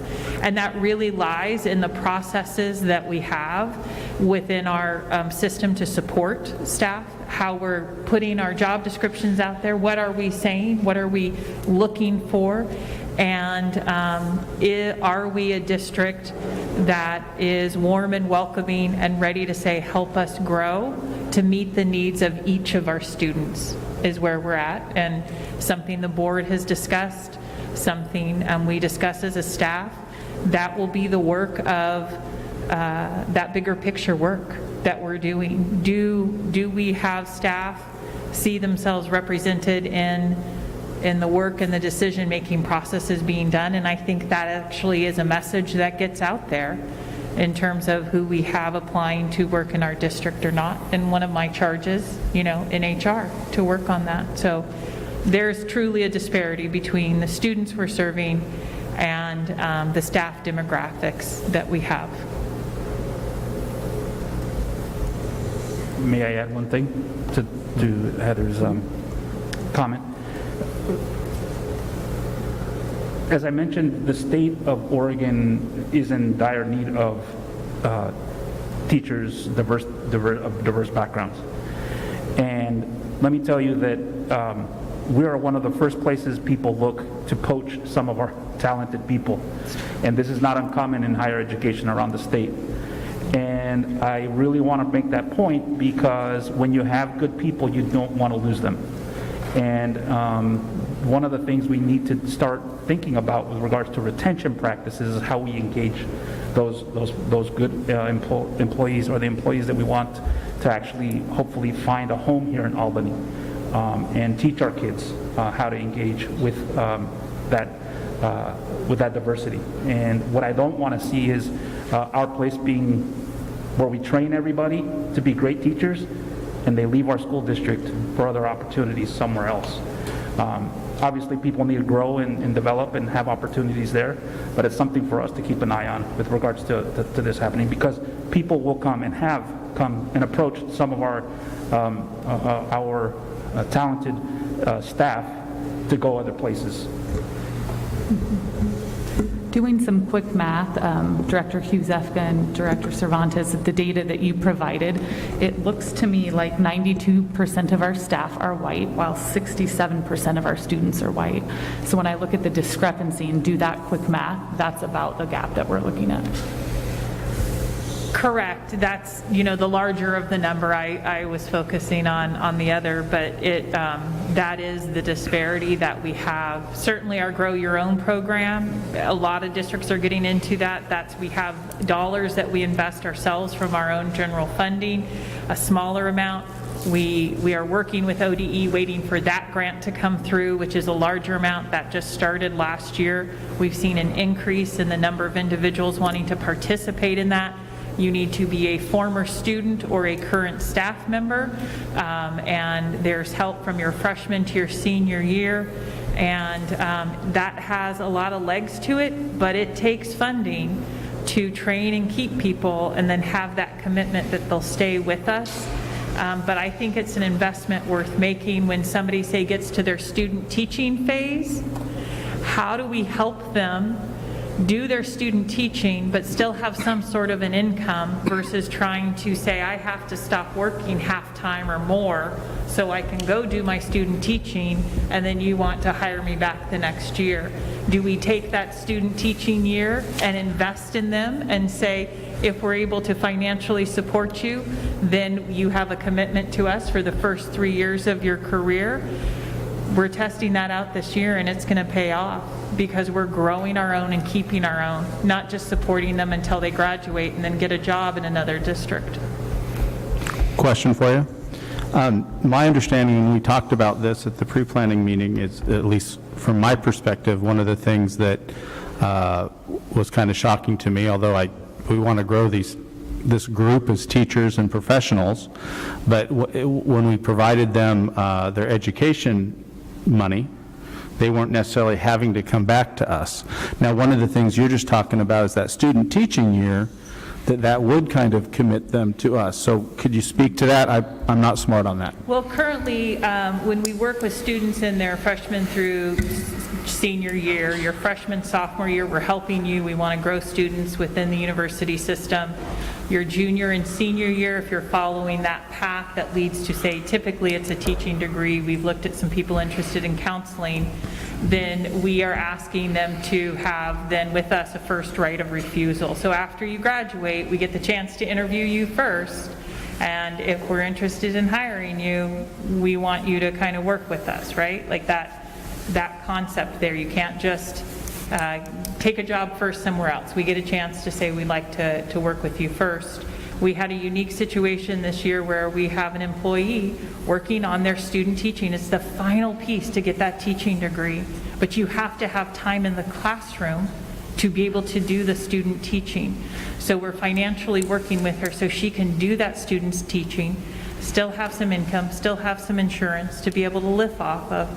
And then with that is coming a commitment to work with us for 3 years if she's hired. So for a short investment this year, this final piece, we know we have a future teacher we can begin next year. That is something very different than here's $2,000 to $4,000 to help you with your education.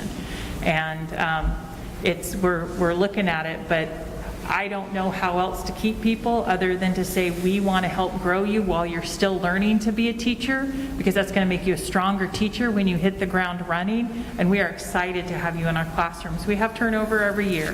We'll be able to place people, I believe, and we've obviously been working with this employee who has made it through all of her schooling, while working full-time.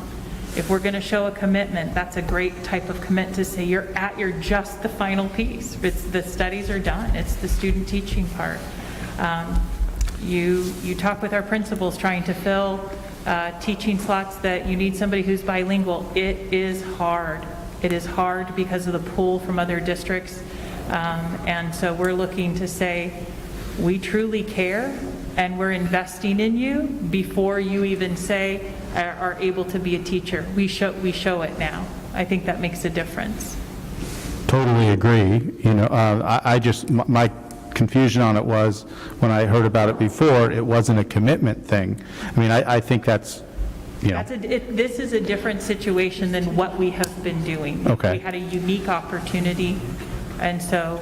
I think that's fantastic. You know, as someone who had their school paid for due to a commitment, you know, I understand that and I respect that, you know, so that sounds fantastic to me because we're going to get their talents back in our own district. Thank you. That investment up front, I think, is going to pay off huge, and you look in 3-4 years from now. But we don't want to wait too long. Got to get on it now. Well done. I was going to ask about how are we recruiting at like the collegiate level? When people are graduating with their master's programs in education, and you know, there's a lot of people sending recruiters down to the Southwest, going, "Hey, come to Oregon. It's a beautiful place. We're an hour from the coast. We're an hour from Portland. An hour from the mountains." So at this point, haven't kicked off our recruiting efforts for, you know, the time I've been there. We're still getting everybody hired. But I have been working with, talking with people within the HR department. Our new HR administrator, Kalia Kidder, who came from Minnesota, brought a lot of thoughts and ideas. She and I have had some conversations.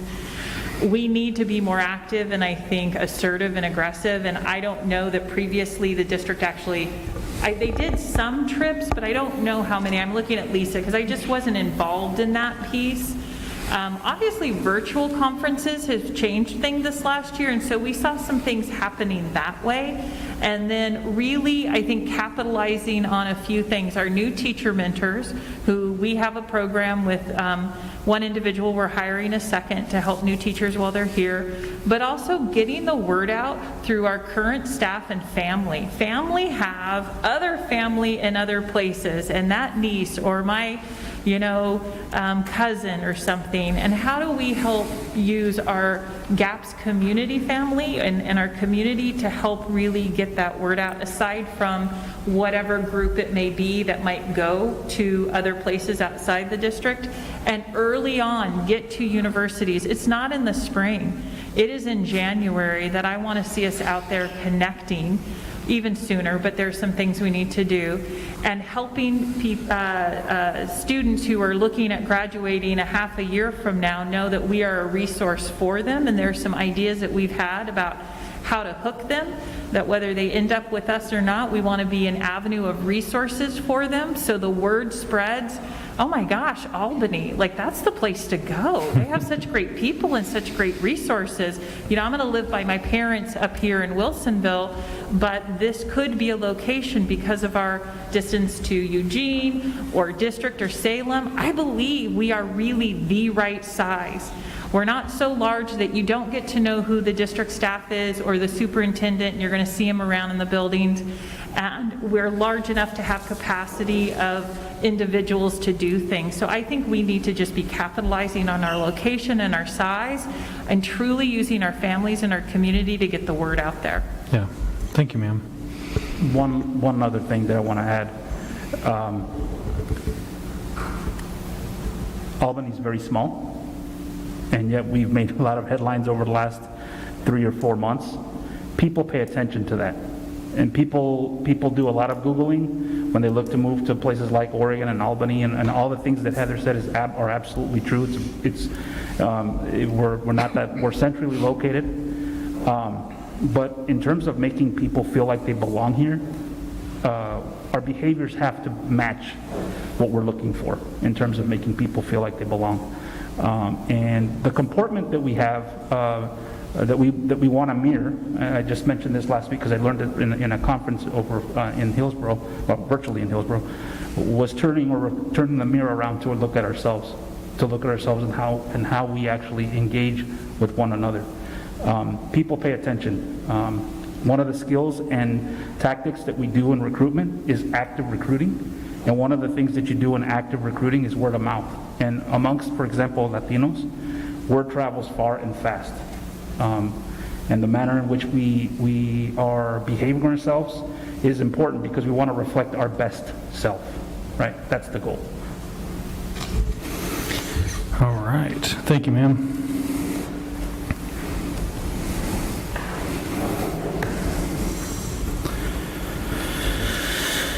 Mr. McKay and Mr. Pittman. Yes, well, David McKay is making his way up here to give us a brief synopsis of where we're at with the bond. I'd like to kind of give a shout out to the Bond HVAC team. One of the first items in the CFU list that you see there, they have successfully replaced heating coils and cooling coils in MZU 3, Building 3. The coil's about the size of your guys' table right there, and they used come-alongs and cables and straps and extra harnesses and things to do it safely, but the guys definitely earned their paycheck when it came to doing that one. So just a shout out for the team for hitting that one out of the park. Chair Aganaga, members of the board, Doug, your team has hit it out of the park from the very beginning, and just truly an incredible asset to this district. I've reported this to previous boards. I've worked for 97 Oregon school districts.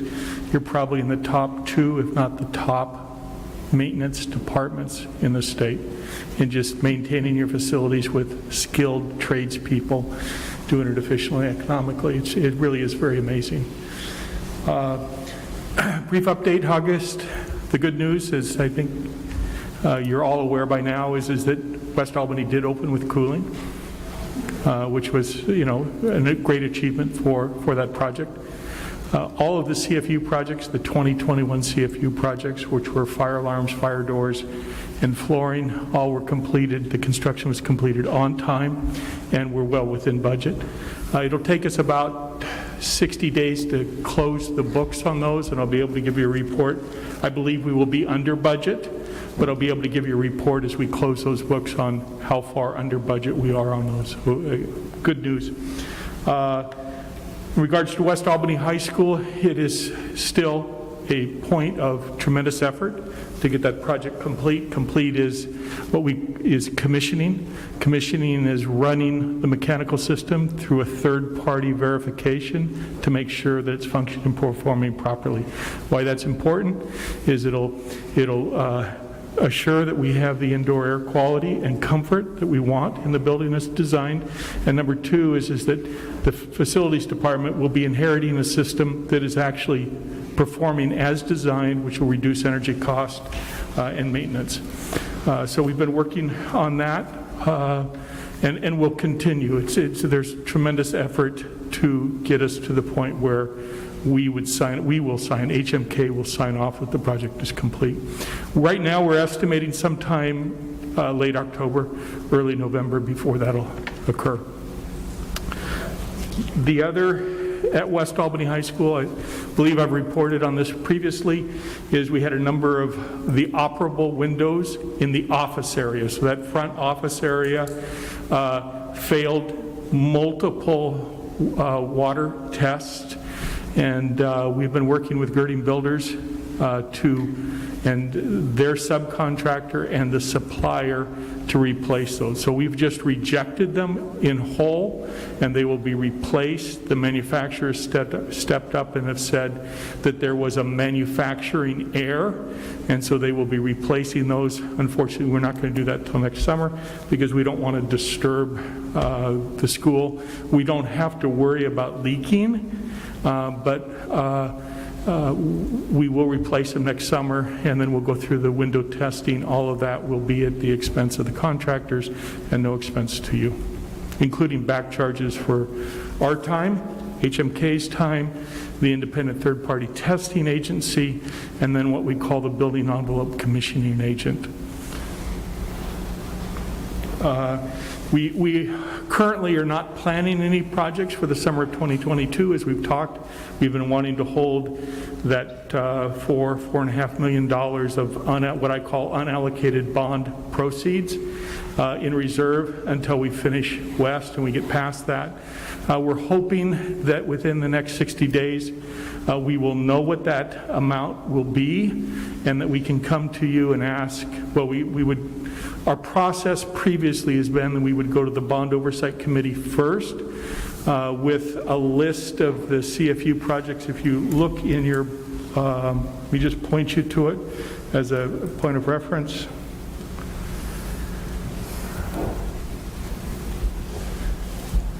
It is page, I believe, 119, if I'm reading it correctly. If I have that right, Chris? On your report or ours? We only go to 57 on mine. Yeah. Okay, so it's 49 of 56 in my report. Okay, so that is the list of critical facility upgrade projects. That is the remaining list. So there was originally a list of about 300 plus projects when we started this, and we have completed all of those, and we're down to this remaining list. And so our process previously has been we would go to the Bond Oversight Committee, that would be Doug and myself, with a recommendation of additional projects. We would look at those budgets. We would have a discussion with them.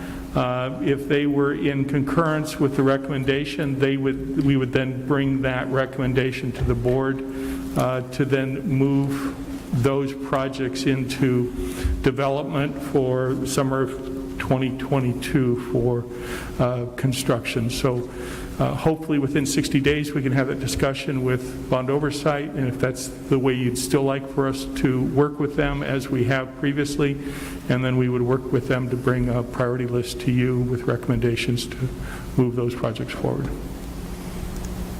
Any questions in regards to the bond projects? And then I'll just give you a very quick update on transportation.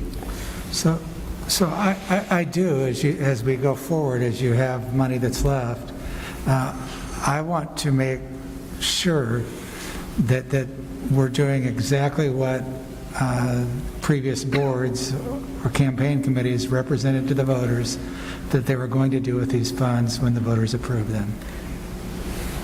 Yes. Yeah, and that's basically what we've been working with the Bond Oversight Committee. That's their whole goal in existence, is making sure that the bond promise is followed through, and that list that David was pointing at, the red, green, yellow, different parts of that are all the Bond Oversight Committee actually weighing in on that list. And that list was generated by, in the very beginning of the bond, it was communicated out to the community, and by and large has not changed. So is that something that was generated before people voted or after? Before. Okay. All right. And our next bond oversight meeting is this Thursday at 6:30. So we will be updating them as well, and then we'll get further along. We can put a plan together. Thank you. Thank you, gentlemen. Transportation, any questions on transportation? Brief update, we're continuing to move forward.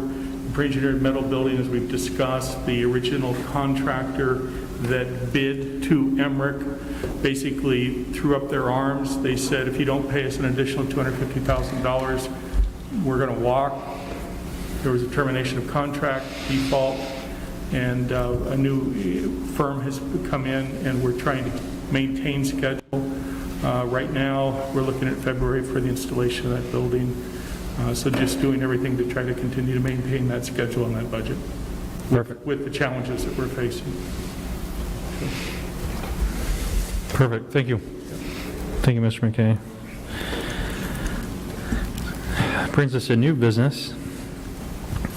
And it's going to be Mr. Pigman, and his request for action is a motion to approve the sale of 3.03 acres surplus located at 2398 Marion Street, Albany, Oregon, to Spies Real Estate Group LLC in the amount of $900,000. So moved.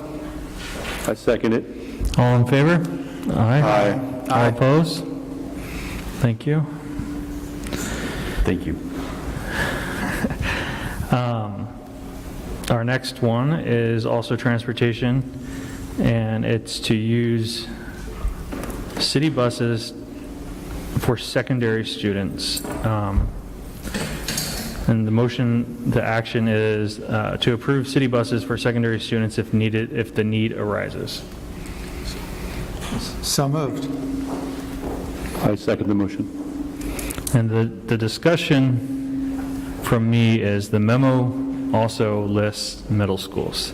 I want to be very clear, the board is only approving high schools. And if the need for middle schools comes, that it'll be brought to the board. So if I could, Chair Aganagua, I see Cindy, our Director of Transportation, who can talk a little bit about that, and just, I want to make sure that we understand how routes can be split or not be split, and whether or not that actually serves the need that we have, which is to,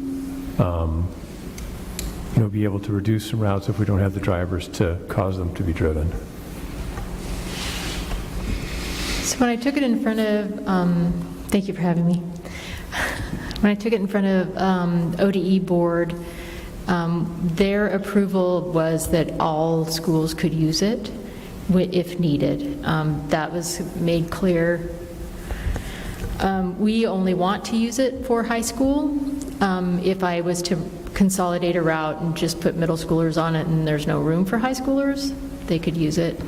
But I also brought it to Superintendent Saxton's attention that if we had to call a route completely during a time frame, maybe just for a day, that the families in Albany know that that is an availability for them to use. Even grade school level with parents could use transportation to get to school. So I think, Chair Aganagua, the point is that the Oregon Department of Education said for any kid that they could. We're asking for board approval around high schools, but it also would be available. We're trying not to ever have to cancel a route, and Cindy and our transportation team have done an incredible job of making this all work in the face of a dearth of drivers, and they really have done incredible work, and so just accommodations for that. Thank you. And but there could be a time when we have to cancel several routes because we don't have enough drivers to make those routes work. And if we were to do that, so for example, if we said we're going to have high schoolers ride city buses, and then we also got to a place where there was another route that we couldn't drive, we might have to say, we can't get your child to school today, we're going to have to cancel this route. If we did that, certainly middle schoolers could decide that they were going to ride the city bus, even though the board might not approve that. And I think that's what the differentiation is there. Okay. Yeah, I mean, any parent can put any age school kid on the city bus. Exactly. With the approval from Oregon Department of Education. At this time, they have approved Albany to use the city bus stop, or the city bus, and I think that was one of the things that we have never done before. And so with their approval, then bringing it to the board that it's okay with the board approval that we also use city bus if needed. And I'm happy that you rode our city bus. I have several bus drivers that actually drive city bus during the summertime, make extra money, so I do know it's a pretty decent transportation. Yes, sir. And what would be the cost to the district? No cost. No cost. I want to commend the city of Albany for working with us. I wanted to bring that up and thank them. Yeah, that's really, really generous of them, and we appreciate it very much. I think the point being is we would not route any route to make, other than high school, ride the city bus, to be clear. I'm sorry, can you say that again? I won't make a route, like I make routes for high school, middle school, grade school. I would not make a route that would include city bus stop for middle school or grade schoolers, only for high schoolers. Okay, thank you. And I understand that ODE has approved it, but we are the governing body that will make the final decision. Absolutely, yeah. Okay, so any further discussion? All in favor? Aye. Aye. All opposed? Motion passes. Mr. Superintendent, Board, is there any future agenda items? Thank you guys so much for your Thank you. work. Great work. I just really appreciate your Wonderful job. idea, by the way. Thank you. That's an incredible idea. Well done. And just, Chair Aganawa, this wouldn't happen without us announcing it, making sure the routes are out, doing all the work. So this isn't happening now. It's just that we have the capacity to do this. It's a backup plan. Okay. Step thank you. 2. No, I appreciate it, and coordinating with the city and the school district is important to build that bridge as well. Thank you. Great work. Any other business? I'll entertain a motion to adjourn. I move we adjourn. I'll second. All in favor? Aye. Motion passes. Yeah.